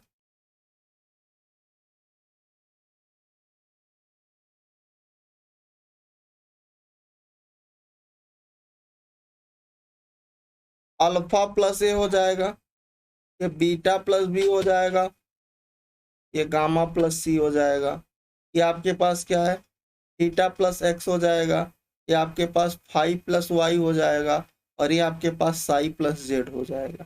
ठीक है, तो इस तरह से आप एडिशंस कर सकते हो। ठीक है, तो ये आपके पास वैल्यू हो गई। जैसे आप इस एग्जांपल्स के देख लो, यहाँ पर एक मैट्रिक्स है, एक दूसरी मैट्रिक्स है, दोनों के ऑर्डर क्या है, सेम है। ये भी 2x2 की टू क्रॉस टू की, ये भी टू क्रॉस मतलब 2 रो 2 कॉलम 2 रो 2 स्क्वायर मैट्रिक्स है 2x2 की। अगर मैं आपसे बोलो कि सर हमें ए प्लस बी की वैल्यू बताओ, तो अपन सिंपल्स कर सकते हो कि एक मैट्रिक्स लो 2x2 की, यहाँ पर इन दोनों के वैल्यू, इसको इसके साथ ऐड कर दो, इसको इसके साथ ऐड कर दो, इसको इसके साथ ऐड कर दो, इसको इसके साथ, है ना। तो 1 + 5, ये क्या होगा, 2 + 6 हो जाएगा, ये 3 + 7 हो जाएगा, और ये 4 + 8 हो जाएगा। सही है। तो अब आप ए प्लस बी की अगर आप वैल्यू निकालोगे तो कितनी मिलेगी, ये 6 हो गया, ये आपका 8 हो गया, ये आपका 10 हो गया, ये आपका 12 हो गया, तो ये आपको मिल जाएगा 2 ए प्लस बी का सम। ठीक है ना। और आगे थोड़ा सा बढ़ते हैं और इसके प्रॉपर्टीज की ओर चलते हैं कि प्रॉपर्टीज ऑफ ए मैट्रिक्स, अगर कोई हमारे पास मैट्रिक्स का एडिशंस करना है तो उसकी बेसिक प्रॉपर्टीज क्या होने चाहिए। यहाँ पर हमारे पास तीन मैट्रिक्स हैं एम क्रॉस एन की, एक हमारे पास ए मैट्रिक्स है एम क्रॉस एन की, दूसरी बी मैट्रिक्स है एम क्रॉस एन की, और एक तीसरी मैट्रिक्स है सी, जो ये भी कैसी है एम क्रॉस एन की। हमें एडिशंस करना है मैट्रिक्स का, तो आर्डर क्या होने चाहिए, सेम होने चाहिए। तो बी हम ए बी हमारे पास मैट्रिक्स जो होगी वो भी एम क्रॉस एन की, दूसरी मैट्रिक्स जो बी मैट्रिक्स है वो भी एम क्रॉस एन की है, और तीसरी जो मैट्रिक्स सी मैट्रिक्स है वो भी एम क्रॉस एन, मतलब तीनों के ऑर्डर सेम है, तभी आप एडिशंस कर सकते हो। ठीक है। तो अगर हम लोग यहाँ पर देखें किसी दो मैट्रिक्स का अगर हम लोग एडिशंस करते हैं तो वो यहाँ पर कम्यूटेटिव लॉ को फॉलो करता है। इस लॉ को फॉलो करता है, कम्यूटेटिव लॉ को फॉलो करता है।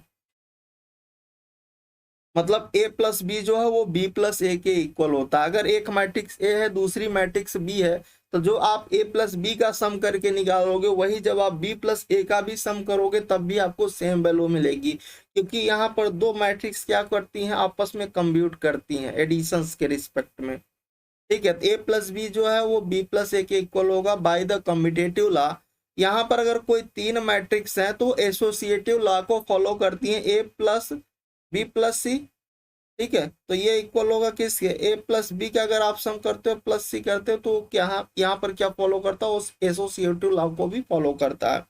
अगर कोई कांस्टेंट स्केलर क्वांटिटी के साथ इस ए प्लस बी मैट्रिक्स के सम में मल्टीप्लाई करूंगा तो ये अलग अलग मल्टीप्लाई होगा, मतलब डिस्ट्रीब्यूट हो जाएगा, उस स्केलर क्वांटिटी दोनों मैट्रिक्स के साथ डिस्ट्रीब्यूट हो जाएगा, तो जिसे हम लोग क्या बोलेंगे, डिस्ट्रीब्यूटिव लॉ बोलते हैं, जहां पर के कैसी क्वांटिटी है, स्केलर क्वांटिटी है। ठीक है, यहाँ पर नेक्स्ट पॉइंट है कि a प्लस 0 = 0 प्लस, यहाँ पर 0 कैसी है, this is for the null matrix. ठीक है, तो नल मैट्रिक्स क्या है, एडिशंस के रिस्पेक्ट में ये जो 0 है वो आइडेंटिटी को रिप्रेजेंट करती है कि कोई भी मैट्रिक्स उसमें हम क्या ऐड करें कि सेम वैल्यू बनी रहे, वही मैट्रिक्स बनी रहे, तो अपन बोलोगे सर यहाँ पर 0 ऐड कर दीजिए, तो 0 यहाँ पर क्या है, 0 is known as the additive identity.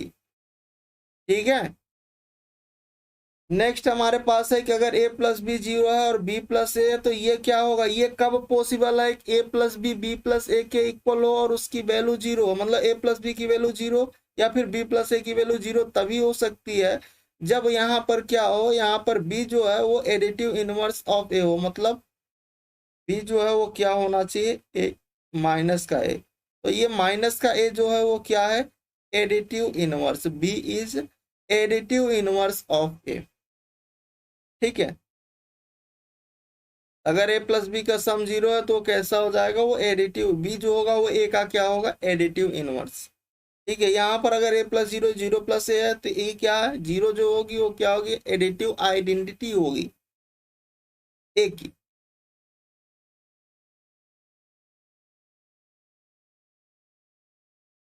Next हमारे पास प्रॉपर्टी है कि अगर ए प्लस बी जो है वो ए प्लस सी के इक्वल है, तो यहाँ पर ये जो बी है वो सी के इक्वल हो जाएगी। कैसे होता है, यहाँ पर मैट्रिक्स में लेफ्ट कैंसिलेशन लॉ फॉलो करता है। ठीक है, अगर आपके पास कुछ ऐसा है बी प्लस ए और equal to C plus A cut जाएगा। ये कैसा है, क्योंकि देखो लेफ्ट वाला जब कटेगा तो लेफ्ट कैंसिलेशन लॉ बोलेंगे, जब राइट वाली वैल्यू ये वाली मैट्रिक्स कटेंगी तो उसे हम लोग क्या बोलेंगे, राइट कैंसिलेशन लॉ। ठीक है, नेक्स्ट हम लोग चलते हैं कि the equation of A plus X अगर जीरो है और वो कह रहा है कि है जिसके पास unique solution X equal to minus A है, जहां पर एक्स क्या है, order of M cross N का यूनिक सोल्यूशन है, एक्स इक्वल टू क्या होगा, माइनस ए होगा, where X has order of M cross N. सही बात है कि एक्स का जो ऑर्डर होगा वो क्या होगा, एम क्रॉस एन। कैसे, क्योंकि A matrix M cross N की थी और वो उस यूनिक सोल्यूशन है, तो जो एक्स इक्वल टू माइनस ए आएगा तो ए का भी ऑर्डर देखेंगे वही एक्स का ऑर्डर होगा, तो भी क्या होगा, एम क्रॉस एन ही होगा। ठीक है, अब देखो एक एग्जांपल से समझते हैं। एक हमारे पास ए मैट्रिक्स गिवन है, दूसरी हमारे पास बी मैट्रिक्स गिवन है, और हमें यहाँ पर फाइंड करना है किसको, डी को। वे डी क्या होगा, और such that A plus B minus D की वैल्यू क्या होगी। ठीक है, तो देखो अगर हमें इसकी वैल्यू निकालना है तो सबसे पहले देखो, अगर मैं डी इक्वल टू लिखूं तो डी क्या होगा, ए प्लस बी के इक्वल होगा, डी बराबर ए plus B.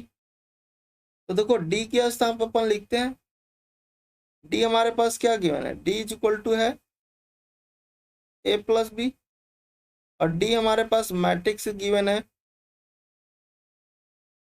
P Q R S T U. A matrix given है, कितनी गिवन है, 1 2 3 4 5 6।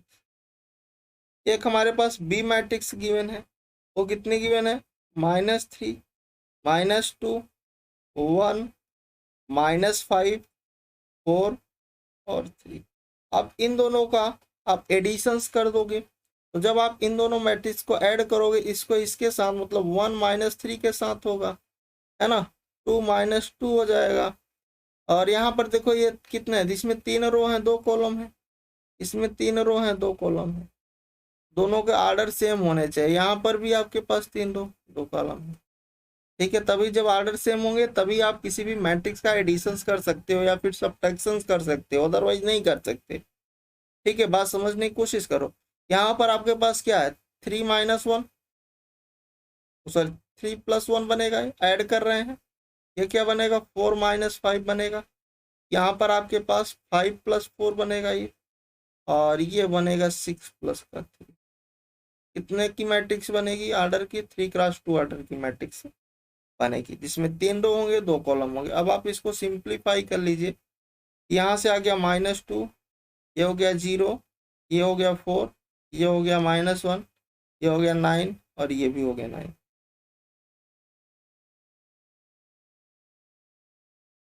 तो P Q R S T O, इसकी वैल्यू मिल गई, इसी की तो वैल्यू बताना था, तो यही तो हो गया। ठीक है ना, बात समझ पा रहे हो या नहीं। अब अगर आप कंपेयर कर लो तो यही आपका डी हो जाएगा, क्योंकि हमें क्या चाहिए था, सच दैट हमें ए प्लस बी माइनस डी बराबर 0, तो यही तो हो गया, डी तो यही है। तो डी के स्थान पर अपन ये लिख सकते हो, डी बराबर -2 0 4 -1 9, ये डी हो गया। ठीक है, अब अगर हमें किसी मैट्रिक्स का सब्ट्रैक्शंस करना है तो सेम जैसे आप एडिशंस के लिए फॉलो करते हैं वही आप सब्ट्रैक्शंस के लिए फॉलो करोगे। ठीक है, सबसे पहला क्या होना चाहिए कि दोनों के ऑर्डर सेम होने चाहिए। जिस भी मैट्रिक्स को मान लीजिए एक मैट्रिक्स ए है दूसरी मैट्रिक्स बी है, तो दोनों के सबसे पहले ऑर्डर सेम होंगे, तभी आप एडिशन या सब्ट्रैक्शन किसी भी मैट्रिक्स का कर सकते हो। ठीक है, तो ऑर्डर सेम होने की यहाँ पर ए मैट्रिक्स हमारे पास है जिसका ऑर्डर एम क्रॉस एन का, और एक दूसरी मैट्रिक्स बी है जिसका भी ऑर्डर एम क्रॉस एन है। अगर हम किसी भी मैट्रिक्स ए में से अगर बी मैट्रिक्स का सब्ट्रैक्शन करते हैं तो ए माइनस ए आई जे में से बी आई जे क्या हो जाएगा, माइनस हो जाएगा। ठीक है, अब इसको भी समझ लेते हैं एग्जाम्पल से, तभी आप इजीली आप समझ पाओगे। देखो यहाँ पर एक मैट्रिक्स ए है और एक दूसरी मैट्रिक्स बी है। ये भी देखो 3x2 जिसमें 3 रो 2 कॉलम, 3 रो 2 कॉलम, दोनों के आर्डर सेम है। इसका मतलब हम सब्ट्रैक्शंस कर सकते हैं।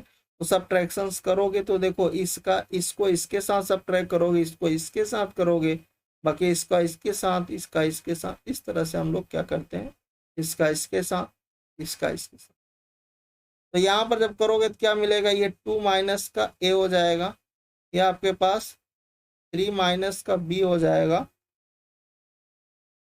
ठीक है, और ये आपके पास 4 माइनस का सी हो जाएगा, ये आपके पास 5 माइनस का डी हो जाएगा, ये हो जाएगा 6 माइनस का ई, ये हो जाएगा 7 माइनस का एफ।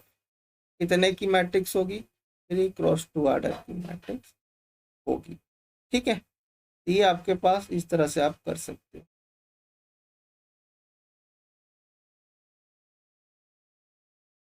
ये आपका आंसर हो गया।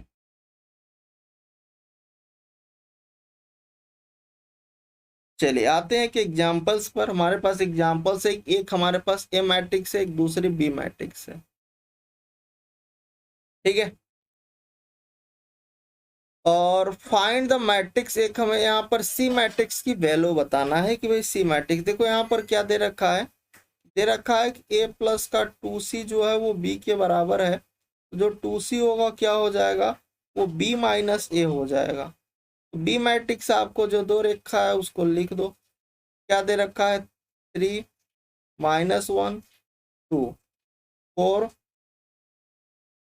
2 5 2 0 3, 3x3 की मैट्रिक्स है। माइनस ए मैट्रिक्स को आप लिख दो, कितनी है, 1 2 -3 5 0 2 1 -1 1। ये आपके पास 3x3 की है। अब इन दोनों को सब्ट्रैक्ट करोगे, आसानी से कर सकते हो। 3 में से 1 जाएगा, 3 में से 1 को सब्ट्रैक्ट करोगे, जब 3 में से 1 को करोगे तो यहाँ 2 आ जाएगा, और इन दोनों को जब आप सब्ट्रैक्ट करोगे तो यहाँ -3 आ जाएगा। यहाँ पर जब सब्ट्रैक्ट करोगे तो ये ऐड हो जाएगा, तो ये 5 हो जाएगा। यहाँ से सब्ट्रैक्ट करोगे तो ये -1 हो जाएगा। ये आपके पास 2 रहेगा, ये 5 में से 2 सब्ट्रैक्ट होगा, 3 आ जाएगा। ये 1 होगा, इसमें से इसको सब्ट्रैक्ट करोगे तो ये भी 1 आएगा, यहाँ से ये 2 आ जाएगा। ये आपके पास 3x3 की आ गई। यहाँ पर ये 2c की वैल्यू आई है, हमें ओनली c की वैल्यू चाहिए। ठीक है, तो c की वैल्यू आप निकाल सकते हो। अब आप 2 से डिवाइड कर दीजिए। अब जब आप डिवाइड करोगे देखो एक यहाँ से c, तो ये आपके पास क्या हो जाएगा, 1/2 से इस मैट्रिक्स में डिवाइड हो जाएगा। ये है 2 -3 5 -1 2 3 1 1 और 2, कितने की है मैट्रिक्स, 3x3 की। अब देखिए यहाँ पर किसी भी स्केलर क्वांटिटी के साथ अगर मैट्रिक्स में मल्टीप्लाई करते हैं तो सारे मैट्रिक्स के एलिमेंट के साथ वो मल्टीप्लाई होता है। हम किसी स्केलर क्वांटिटी के साथ यहाँ मल्टीप्लाई कर रहे हैं तो मैट्रिक्स के हर एलिमेंट के साथ मल्टीप्लाई होगा। 1/2 का यहाँ करोगे तो ये 1 बचेगा, यहाँ करोगे तो ये माइनस का 3/2 हो जाएगा, ये आपके पास 5/2 हो जाएगा। यहाँ करोगे तो ये माइनस का 1/2, ये 1 हो जाएगा, और ये 3/2 हो जाएगा। ये आपके पास 1/2 1/2 और ये 1 हो जाएगा। तो ये सी की वैल्यू है 3x3 मैट्रिक्स। ठीक है ना, बातें समझ में आ रही है नहीं। नेक्स्ट एक एग्जांपल्स और देख लेते हैं कि सॉल्व द फॉलोइंग इक्वेशंस। यहाँ पर हमें x और y की दो वैल्यूज बताना है, दो मैट्रिक्स दे रखा है, जो जिसके सबसे पहले एडिशन सब्ट्रैक्शन तभी कर पाएंगे जैसे ही आप क्वेश्चन देखो तो पहले देखो कोई एडिशन सब्ट्रैक्शन का मामला है, इसका मतलब ऑर्डर तो सेम होना चाहिए। 2x3 की वो भी है, 2x3 की, जिसमें 2 रो 3 कॉलम, 2 रो 3 कॉलम। ठीक है, अब x और y की वैल्यू, एक इक्वेशन ये बन रही है, देखो 2x - y, यहाँ x - 2y है। तो अपन करते क्या है, यहाँ पर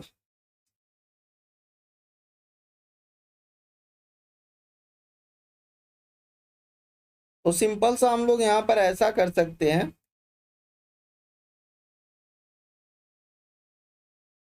फर्स्ट हमारे पास इक्वेशन क्या है कि 2x माइनस वाई में जो हमारे पास मैट्रिक्स है वो है 3 - 3 0, फिर है 3 3 2, ये है 2 × 3 की। अगला है हमारे पास, ये है x प्लस का 2y, ये मैट्रिक्स दे रखा है 4 1 5 -1 4 -4, ये भी है 2 × 3।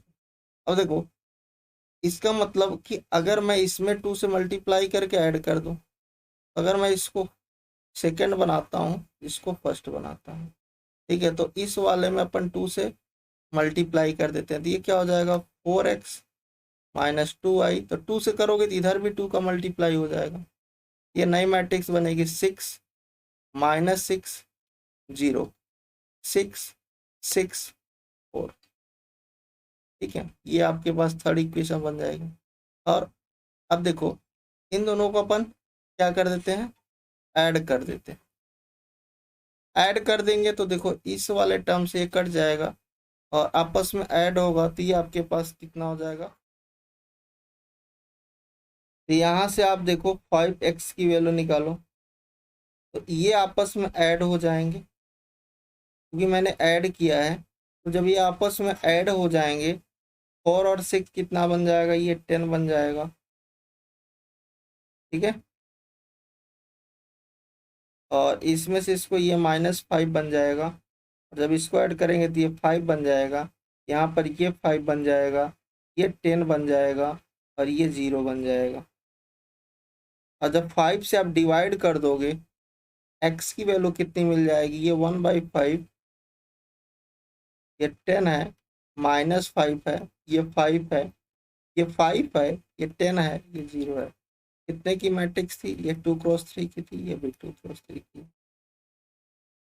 ठीक है। अभी सारे एलिमेंट के साथ मल्टीप्लाई होगा तो ये 2 हो गया, -1 1 1 2 0, ये कितने 2 × 3, ये x आ गई, एक वैल्यू x की मिल गई।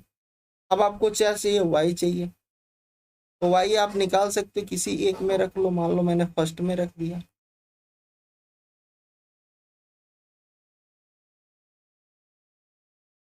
ठीक है।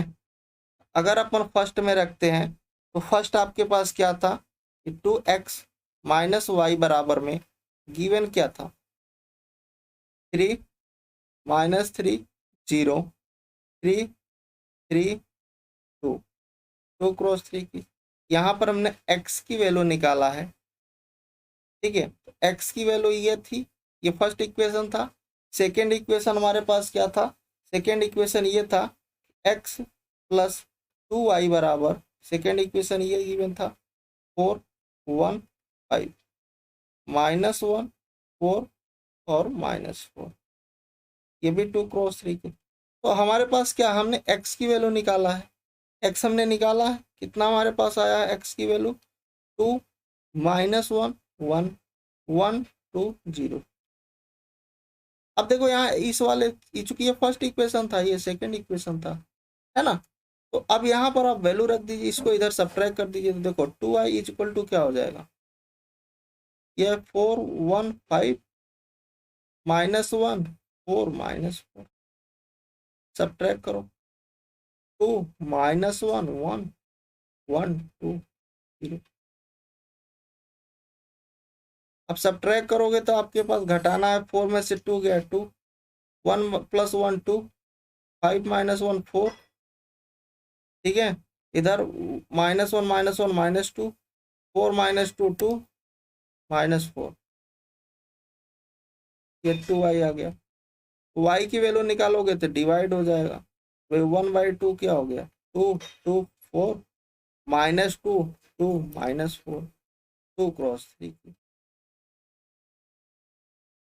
ये हो गया 1 1 2 -1 1 -2, ये x, ये y, ठीक है, तो ये आपका आंसर हो गया। नोट पॉइंट चलते हैं। नोट पॉइंट क्या कह रहा है कि अभी जो हमने देखा कि इफ अगर हमारे पास कोई दो मैट्रिक्स है, एक ए मैट्रिक्स है दूसरी बी मैट्रिक्स है और दोनों के आर्डर सेम है, ठीक है, देयर एडिशन, या फिर अगर हमारे पास कोई दो मैट्रिक्स है उसके आर्डर सेम है और उसके हमने क्या किया, ओनली या एडिशन किया या फिर सब्ट्रैक्शन किया, और वो कैसे है उसका एडिशन और सब्ट्रैक्शन पॉसिबल है, तो these matrix is said to be. अगर हमारे पास कोई दो मैट्रिक्स गिवन है और उस दो मैट्रिक्स के जो आर्डर हैं वो दोनों मैट्रिक्स के सेम है, उसका एडिशन हमने किया, सब्ट्रैक्शंस किया, और उसका एडिशन और सब्ट्रैक्शन अगर पॉसिबल है तो उस टाइप की मैट्रिक्स को दीज मैट्रिक्स आर कॉल्ड, उसे हम लोग कन्फॉर्मल एडिशन या सब्ट्रैक्शंस बोलेंगे। अगर एडिशंस कर रहे हैं तो एडिशन, सब्ट्रैक्शंस कर रहे हो तो कन्फॉर्मल सब्ट्रैक्शन बोलेंगे। सेकेंड पॉइंट है यहाँ पर कि अगर हमारे पास कोई दो मैट्रिक्स है, एक ए मैट्रिक्स है दूसरी बी मैट्रिक्स है, दोनों डिफरेंट आर्डर के हैं, तो अगर किसी मैट्रिक्स के आर्डर डिफरेंट हो जाएंगे तो उसका ना तो आप एडिशंस कर पाओगे ना ही सब्ट्रैक्शंस कर पाओगे, दिस इज नॉट पॉसिबल। तो दिस टाइप ऑफ मैट्रिक्स का अगर उसका आर्डर डिफरेंट हो गया तो उसका ना तो हम एडिशन कर पाएंगे ना सब्ट्रैक्शन, क्योंकि पॉसिबल ही नहीं होगा। तो उस टाइप की मैट्रिक्स को हम लोग क्या बोलेंगे, नॉन कॉन्फॉर्मल। अगर एडिशन नहीं पॉसिबल है तो नॉन कॉन्फॉर्मल एडिशन, और या फिर अगर सब्ट्रैक्शन नहीं पॉसिबल है तो नॉन कॉन्फॉर्मल सब्ट्रैक्शन बोले। ठीक है, चले मल्टीप्लिकेशन ऑफ द मैट्रिक्स पर हम लोग आते हैं कि हमारे पास किसी दो मैट्रिक्स अगर गिवन है और हमें उसका मल्टीप्लिकेशन करना है तो कैसे करेंगे। तो जरा ध्यान से देखिएगा कि अगर हमारे पास कोई दो मैट्रिक्स है, एक ए मैट्रिक्स है दूसरी बी मैट्रिक्स है, तो सबसे पहले, ठीक है, द नंबर ऑफ कॉलम क्या होना चाहिए, number of column is equal to the number of row. मतलब जो हमारे पास जो कोई दो मैट्रिक्स है, एक हमारे पास एम क्रॉस एन की मैट्रिक्स और एक दूसरी मैट्रिक्स हमारे पास एन क्रॉस पी की है, तो इस ए मैट्रिक्स का जो नंबर ऑफ कॉलम होगा वो क्या होना चाहिए, इक्वल होना चाहिए किसके, इस बी मैट्रिक्स के नंबर ऑफ रो के। ये उसका क्या है, बी मैट्रिक्स का नंबर ऑफ रो है और इस ए मैट्रिक्स का ये क्या है, नंबर ऑफ कॉलम है। मतलब ए मैट्रिक्स का number of column B matrix के नंबर ऑफ रो के अगर बराबर है तभी आप दो मैट्रिक्स का मल्टीप्लिकेशन कर सकते हो। बात समझ में आ गई। तो यहाँ पर जब आप किसी दो मैट्रिक्स का मल्टीप्लिकेशन करोगे तो एक तीसरी मैट्रिक्स बनेगी सी आई जे, और वो देखो एन से एन कट जाएगा, बचेगा कौन सा, एम और पी, तो एम क्रॉस पी की वो मैट्रिक्स बनेगी जो नई मैट्रिक्स आएगी सी मैट्रिक्स से। ठीक है, अब एग्जांपल्स लेंगे तो आसानी से आपको चीजें समझ में आएंगी। एक हमारे पास ए मैट्रिक्स है, वो हमारे पास कितने ऑर्डर की है, 3x3 की, जिसमें 3 रो हैं और 3 ही कॉलम है, first row second row third row, first column second column third column. एक दूसरी मैट्रिक्स है जिसके रो कितने हैं, 3 है, first row second row third row first column second. मतलब हमने क्या बोला कि अगर हमें यहाँ पर ए बी मैट्रिक्स का प्रोडक्ट चाहिए, मतलब अगर हमें ए बी मैट्रिक्स निकालना है तो सबसे पहले हमें देखना होगा कि इस ए मैट्रिक्स का कॉलम कितना है, 3 है, और इस बी मैट्रिक्स के रो के बराबर होना चाहिए। यहाँ पर देखो द नंबर ऑफ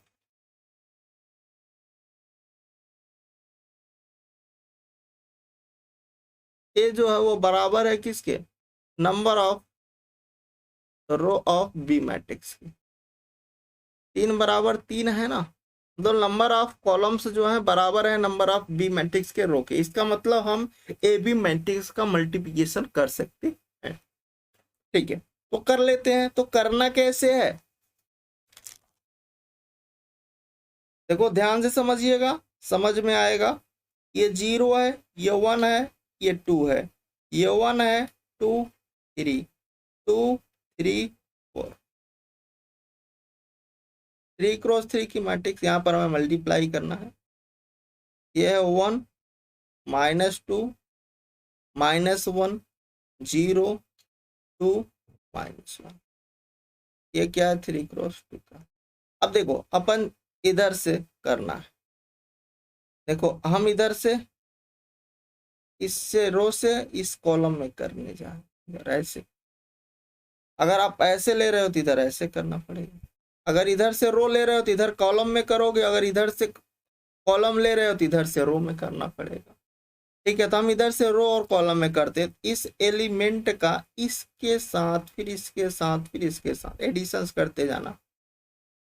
तो देखिए जब हम मल्टीप्लाई करेंगे तो कुछ देखो यहाँ पर क्या आने वाला, ये 3 से ये 3 हटेगा तो जो नई मैट्रिक्स बनेगी कितने की बनेगी, जो बचेगा 3 क्रॉस 2 की बनेगी। ठीक है, अब देखो जब आप मल्टीप्लाई करोगे 1 का 0 में मल्टीप्लाई करोगे तो 0, फिर आप 1 का इस -1 के साथ करोगे तो फिर ऐड करना है तो -1 आ गया, इसका इसके साथ करना है, इसका फिर ऐड करना है तो 2 2 जा 4। ठीक है, फिर आप अगले वाले माना इस वाले के साथ करना है, फर्स्ट रो का सेकंड कॉलम के साथ, फिर से ये 0, 1 और 0 का करना तो ये 0, 2 और -1 का करना तो -2, फिर इस वाले में आना आप सेकंड वाले के साथ, फिर इसी फर्स्ट कॉलम में सेकंड कॉलम में ऐसे ही करना है।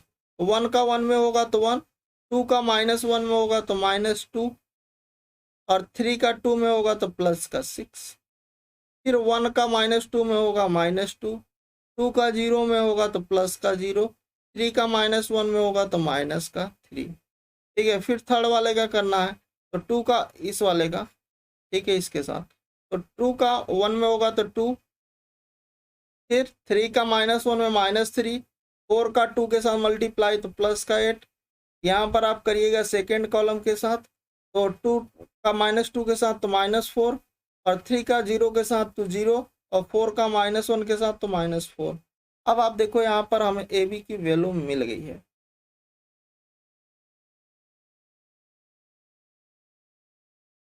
यहाँ पर आपको कितना मिला, ये 3 हो गया, ये -2 हो गया, इधर 5 हो गया, ये -5 हो गया और ये आपके पास 7 हो गया और ये आपके पास -8 हो गया।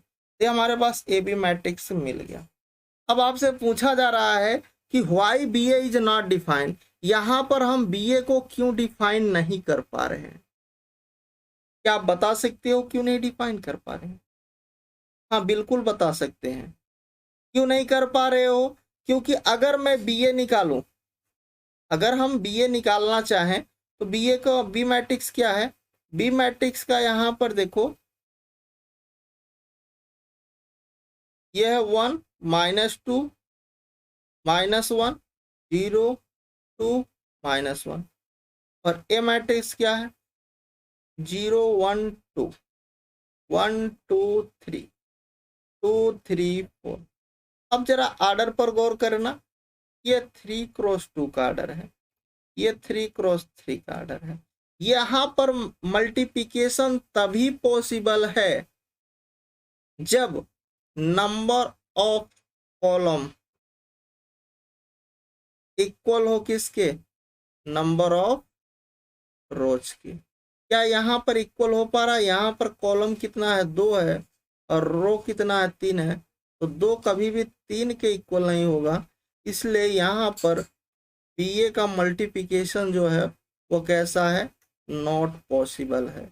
आप तभी मल्टीप्लिकेशंस कर सकते हो जब आपका यहाँ पर जो ए जो भी हम जिसमें मल्टीप्लाई कर, जैसे यहाँ पर हम बी का ए में मल्टीप्लाई कर रहे हैं ना, तो बी मैट्रिक्स का जो कॉलम होगा वो इक्वल होना चाहिए ए मैट्रिक्स के रो के बराबर, तो 2 कभी 3 के बराबर नहीं होगा। इस वजह से यहाँ पर बी ए का मल्टीप्लिकेशन पॉसिबल नहीं है, बट ए बी का यहाँ पर मल्टीप्लिकेशन पॉसिबल था, क्योंकि यहाँ पर ए का जो कॉलम था वो 3 था और बी का जो बी मैट्रिक्स का जो रो था वो 3 था, तो दोनों बराबर थे, इसलिए हमने ए बी का मल्टीप्लिकेशन कर पाए। बात यहाँ तक आपको आई होप समझ में आई होगी। चलिए थोड़ा सा और आगे बढ़ने की कोशिश करते हैं और आते हैं नोट पॉइंट पर कि if the number of columns in A is same as the number of row in B, ठीक है, मतलब ए मैट्रिक्स का जो कॉलम है वो सेम हो, ठीक है, number of row of B matrix के, तो then the product of A B हम डिफाइन कर सकते हैं। अगर ए मैट्रिक्स का कॉलम इक्वल हो बी मैट्रिक्स के रो के बराबर, तब हम वहां पर क्या कर सकते हैं, उसका ए बी का प्रोडक्ट हम लोग डिफाइन कर सकते हैं, अदरवाइज ना डिफाइन हो जाएगा। ठीक है, such that the matrix are set to be, तब अगर वहां पर मैट्रिक्स डिफाइन हो रही है, बी मैट्रिक्स डिफाइन हो रही है, तो क्या हो जाएगी, कन्फॉर्मल मल्टीप्लिकेशन हो जाएगी। अगर डिफाइन नहीं हो रही है तो कैसी हो जाएगी, नॉन कन्फर्टेबल कन्फॉर्मल मल्टीप्लिकेशन हो जाएगा। यहाँ पर हम बात करते हैं pre multiplication and post multiplication की। ये हमारे पास कोई ए बी मैट्रिक्स है, ए बी मैट्रिक्स का जो बी मैट्रिक्स है वो क्या होगा, प्री मल्टीप्लाइड होगा किसका, बाई ए का होगा। अगर हमारे पास कोई बी ए मैट्रिक्स होगा तो बी ए मैट्रिक्स में जो बी होगा वो क्या होगा, पोस्ट मल्टीप्लाई होगा किसका, ए का। बस समझ में आ गई कि एक हमारे पास ए बी मैट्रिक्स है, ए बी मैट्रिक्स में बी मैट्रिक्स जो है वो ए मैट्रिक्स का क्या है, प्री मल्टीप्लाइड है। और अगर हमारे पास कोई बी ए मैट्रिक्स है तो बी ए मैट्रिक्स में जो बी मैट्रिक्स होगा वो ए मैट्रिक्स का क्या होगा, पोस्ट मल्टीप्लाई बाई ए होगा। ठीक, चलिए property of multiplication of the matrix, किसी भी अगर मैट्रिक्स का मल्टीप्लिकेशंस करते हैं तो क्या प्रॉपर्टी वहां पर फॉलो होती है मैट्रिक्स के कंडीशंस के लिए। प्रॉपर्टी ऑफ मल्टीप्लिकेशन, अगर किसी भी मैट्रिक्स का मल्टीप्लिकेशन कर रहे हो तो multiplication of the matrix is not compute, मतलब एडिशंस के रिस्पेक्ट में कम्यूटेटिव प्रॉपर्टी होल्ड करती थी मैट्रिक्स का, बट मल्टीप्लिकेशंस के केस में ए बी बी ए के इक्वल नहीं होता, मतलब ए बी मैट्रिक्स बी ए के इक्वल नहीं होगा, मतलब वो कंप्यूट नहीं करेगी। अगर ए बी मैट्रिक्स निकालोगे और बी ए मैट्रिक्स निकालोगे तो दोनों देखोगे तो डिफरेंट होंगी। ठीक है, नेक्स्ट हमारे पास पॉइंट है कि अगर इन केस अगर ए बी बी ए के इक्वल हो रहा है, इसका मतलब ए बी ए और जो बी मैट्रिक्स हो दोनों कैसी हैं, एंटी कंप्यूट कर रही होंगी। ठीक है, थर्ड प्रॉपर्टी है यहाँ पर कि जो मैट्रिक्स में जैसा कि एडिशन में एसोसिएटिव लॉ फॉलो करता था, वैसे यहाँ मैट्रिक्स की मल्टीप्लिकेशंस में भी आपका क्या होता है, एसोसिएटिव लॉ फॉलो करता है। ए टाइम्स बी प्लस ए टाइम्स बी सी बराबर ए बी टाइम्स सी के इक्वल होगा। यहाँ पर आपके पास जैसे कि वहां पर एडिशंस के रिस्पेक्ट में डिस्ट्रीब्यूटिव लॉ फॉलो करता था, वैसे यहाँ पर भी फॉलो करता है। ए टाइम बी प्लस सी बराबर क्या होगा, ए बी प्लस का बी सी। ठीक है, विद रिस्पेक्ट टू एडिशंस। ठीक है, multiplication of a matrix bye a unit matrix, किसी भी अगर हमारे पास मैट्रिक्स है उसमें अगर हम यूनिट मैट्रिक्स से मल्टीप्लाई करेंगे तो हमें वही सेम मैट्रिक्स मिलेगी, ए आई इक्वल टू ए या फिर आई इक्वल टू ए। ठीक है, नेक्स्ट हमारे पास एक और प्रॉपर्टी है कि अगर ए और बी कोई दो मैट्रिक्स है, ठीक है, and zero is the null matrix such that, अगर उसका दोनों मैट्रिक्स का हम प्रोडक्ट करते हैं और वो जीरो आता है तो यहाँ पर कह रहा है कि या तो ए जीरो होगा, अगर A B is equal to zero आ रहा है इसका मतलब या तो ए जीरो होगा या फिर बी जीरो होगा या फिर दोनों जीरो हो सकते हैं। ये जरूरी नहीं है कि ए जीरो हो बी भी जीरो हो या फिर ए प्लस बी ए और बी दोनों जीरो हो। ठीक है, ये नॉट नेसेसरी केस है। जैसे कि अगर इस एग्जांपल्स में आप देखो जैसे कि अगर हम यहाँ पर ए बी निकालें, इसका ए बी आपके पास क्या होगा, 1 1 2 2, ये 2 क्रॉस 2 की है। यहाँ पर हम बी के साथ कर रहे हैं -1 1 1 1। देखो इधर से रो में कर और इधर से कॉलम में करेंगे, आपके पास देखो क्या आएगा, 1 और -1 के साथ माइनस, यहाँ -1 रहेगा। ठीक है, और ये +1, इधर आप करोगे तो 1 -1, इधर आप -2 +2, फिर 2 -2। तो आपने देखा कि ये जीरो ये जीरो ये जीरो ये जीरो, तो चारों जीरो हो गया, तो ये आपके पास क्या मिल गया, ये आपके पास नल मैट्रिक्स बन गया। नल मैट्रिक्स क्या होता है, जिसके सारे एलिमेंट क्या हो, जीरो हो, उस मैट्रिक्स को हम नल मैट्रिक्स बोलते हैं। यहाँ पर ए बी हमारे पास जीरो आ गया तो मतलब ए बी जीरो हो गया, बट यहाँ पर क्या थे, ना तो ए जीरो था ना ही बी जीरो था, मतलब ना तो ए नल मैट्रिक्स था ना ही बी नल मैट्रिक्स था। ठीक है, तो वही कह रहा है कि जरूरी नहीं है ए जीरो का मतलब ए नल मैट्रिक्स हो सकता है या फिर बी नल मैट्रिक्स या फिर दोनों नल मैट्रिक्स हो सकते हैं। बट इस केस में हमने क्या देखा, ना तो ए नल मैट्रिक्स है ना ही बी नल मैट्रिक्स है, बट ए बी जो है वो कैसा आ रहा है, जीरो आ रहा है। ठीक है,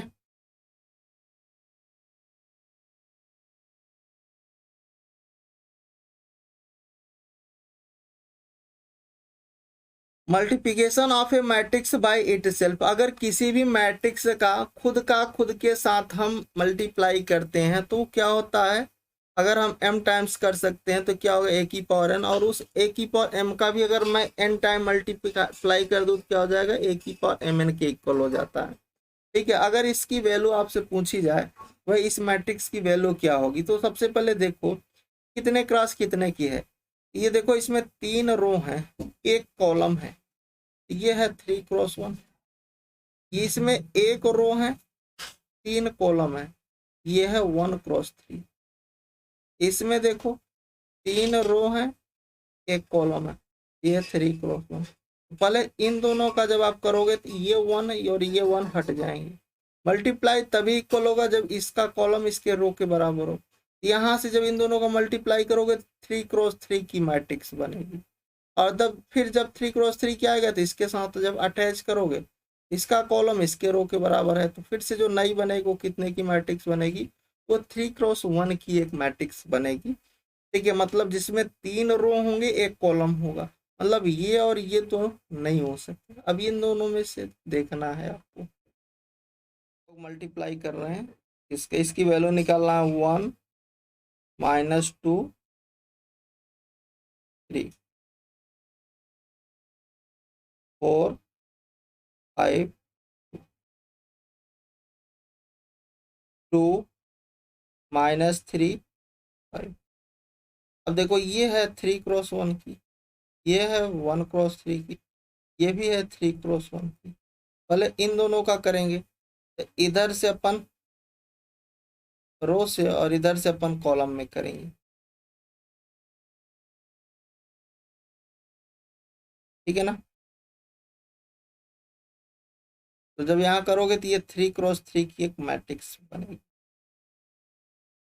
देखो इसका इसमें करोगे, इसका इधर ऐसे, तो 1 और 4 का 4 हो गया, फिर 5 हो जाएगा सेकंड में, फिर थर्ड में 2 हो जाएगा, फिर सेकंड वाले रो से करना, ये -8 हो गया, ये -10 हो गया, ये -4 थर्ड वाले का इसमें करना, ये हो गया 12, ये हो गया 15, और ये हो गया 3 2 जा 6। अब ये बन गया 3x3 की मैट्रिक्स। अब इसके साथ कर देना मल्टीप्लाई, 2 -3 5, ये है 3x1 का। और देखो ये और ये हटेगा तो यहाँ से 3x1 की एक मैट्रिक्स बनेगी। ठीक है, तो 3x1 की बनेगी, तो बना दो ठीक। अब मल्टीप्लाई करो इधर से रो से, इधर से कॉलम में, 4 2 जा 8,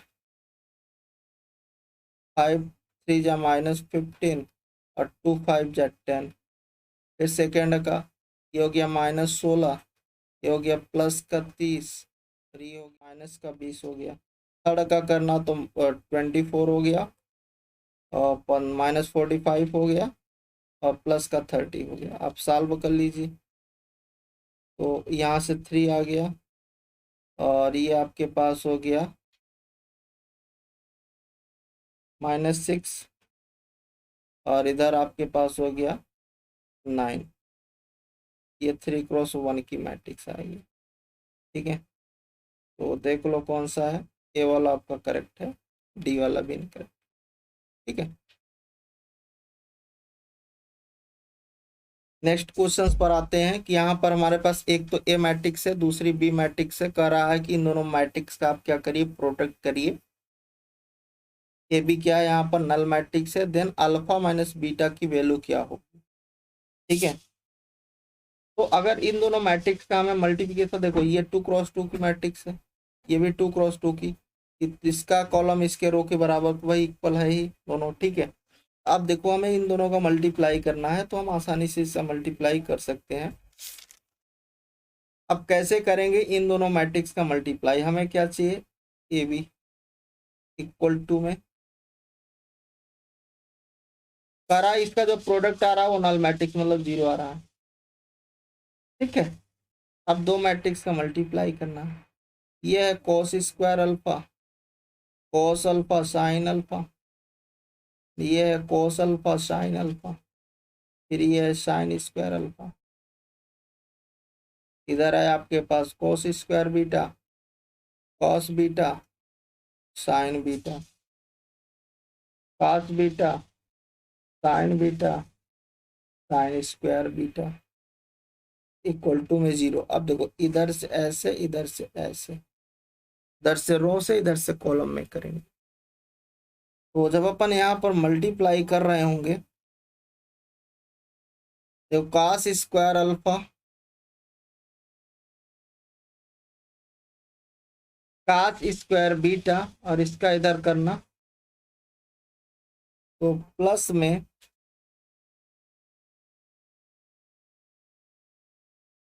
cos अल्फा sin अल्फा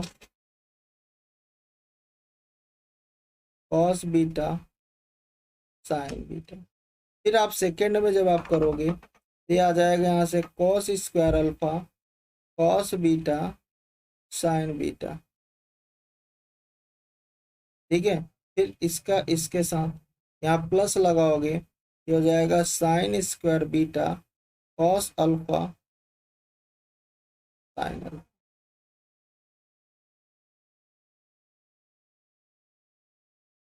ठीक है, अब सेकेंड वाले का करना फर्स्ट कॉलम के साथ, सेकेंड रो का फर्स्ट कॉलम के साथ। तो यहाँ पर हो जाएगा आपके पास cos square beta cos alpha sin alpha plus का sin square alpha cos beta sin beta. ठीक है, इधर आप करोगे तो cos alpha sin alpha cos beta sin beta, फिर आप इसमें करोगे तो sin square alpha sin square beta बराबर में 0। अब जरा गौर करिएगा कि अगर अपन यहाँ से कॉमन कर ले, एक cos अल्फा यहाँ से, एक cos बीटा यहाँ से, और एक यहाँ से। ठीक है, ऐसे यहाँ पर एक cos अल्फा और एक sin बीटा को कॉमन कर ले। यहाँ से अपन कॉमन कर लेते हैं sin अल्फा, और एक यहाँ से मैं cos बीटा को ले लेता हूँ। ठीक है, इसी तरह नेक्स्ट वाले में हम यहाँ से sin अल्फा और sin बीटा को कॉमन कर लें। ठीक है, तो चलिए नेक्स्ट स्लाइड पर हम लोग कॉमन करते हैं। तो जब हम कॉमन करेंगे तो यहाँ से देखिए हमने cos अल्फा और cos बीटा को कॉमन किया, तो बचेगा क्या, cos square alpha cos square beta था, तो एक यहाँ से बच गया cos अल्फा cos बीटा, और दो वहाँ से cos अल्फा cos बीटा निकल गया, तो बचा क्या हमारे पास sin अल्फा sin बीटा। जरा देख लीजिए एक बार, सही है या नहीं। देखो जब यहाँ से एक निकाले थे इधर, यहाँ से अपने cos अल्फा, तो यहाँ sin अल्फा sin बीटा बच गया। अब यहाँ से जब sin बीटा और cos अल्फा निकालोगे तो एक cos अल्फा cos बीटा बचेगा, यहाँ से एक sin बीटा बचेगा और एक sin अल्फा बचेगा। तो यहाँ से जब आप निकालोगे cos अल्फा sin बीटा को, तो यहाँ पर भी बचेगा cos alpha cos beta plus का sin अल्फा sin बीटा। ठीक है, नेक्स्ट में हम लोग निकाल रहे हैं cos बीटा sin अल्फा। अब सेम यहाँ पर भी बचेगा cos alpha cos beta plus का sin अल्फा sin बीटा। यहाँ पर वाले में हम लोग निकाल रहे थे sin अल्फा और sin बीटा को, यहाँ बचेगा cos alpha cos beta plus sin alpha sin beta बराबर में 0। अब देखो यहाँ पर cos है cos भी, sin है sin भी, क्या हो जाएगा cos a माइनस बी। यहाँ से हो गया ये cos alpha cos beta cos alpha minus beta, ये हो गया आपके पास cos अल्फा sin बीटा, ये हो जाएगा cos अल्फा माइनस बीटा। यहाँ पर ये है आपके पास cos beta sin alpha cos alpha minus beta, और इधर आपके पास ये हो जाएगा sin alpha sin beta cos alpha minus beta. अब देखिए ये नल मैट्रिक्स था, तो इसके सारे के सारे एलिमेंट 0 0, किसी एक को कंपेयर कर दीजिए। तो कंपेयर करोगे तो cos alpha cos beta cos alpha minus beta क्या हो जाएगा 0। हमें अल्फा माइनस बीटा चाहिए, तो यहाँ से क्या हो गया cos अल्फा माइनस बीटा क्या हो जाएगा 0। यहाँ से अल्फा माइनस बीटा की वैल्यू क्या हो जाएगी 2n+1, जनरल लिखेंगे तो क्या होगा 2n+1 इंटू π/2, जहाँ पर n क्या होगा इंटीजर से बिलोंग कर रहा होगा। ये क्या है बेसिकली, यहाँ पर ये क्या है ऑड मल्टीपल ऑफ 2 पाई है, तो यहाँ से आंसर क्या हो गया कि hence alpha minus beta is an odd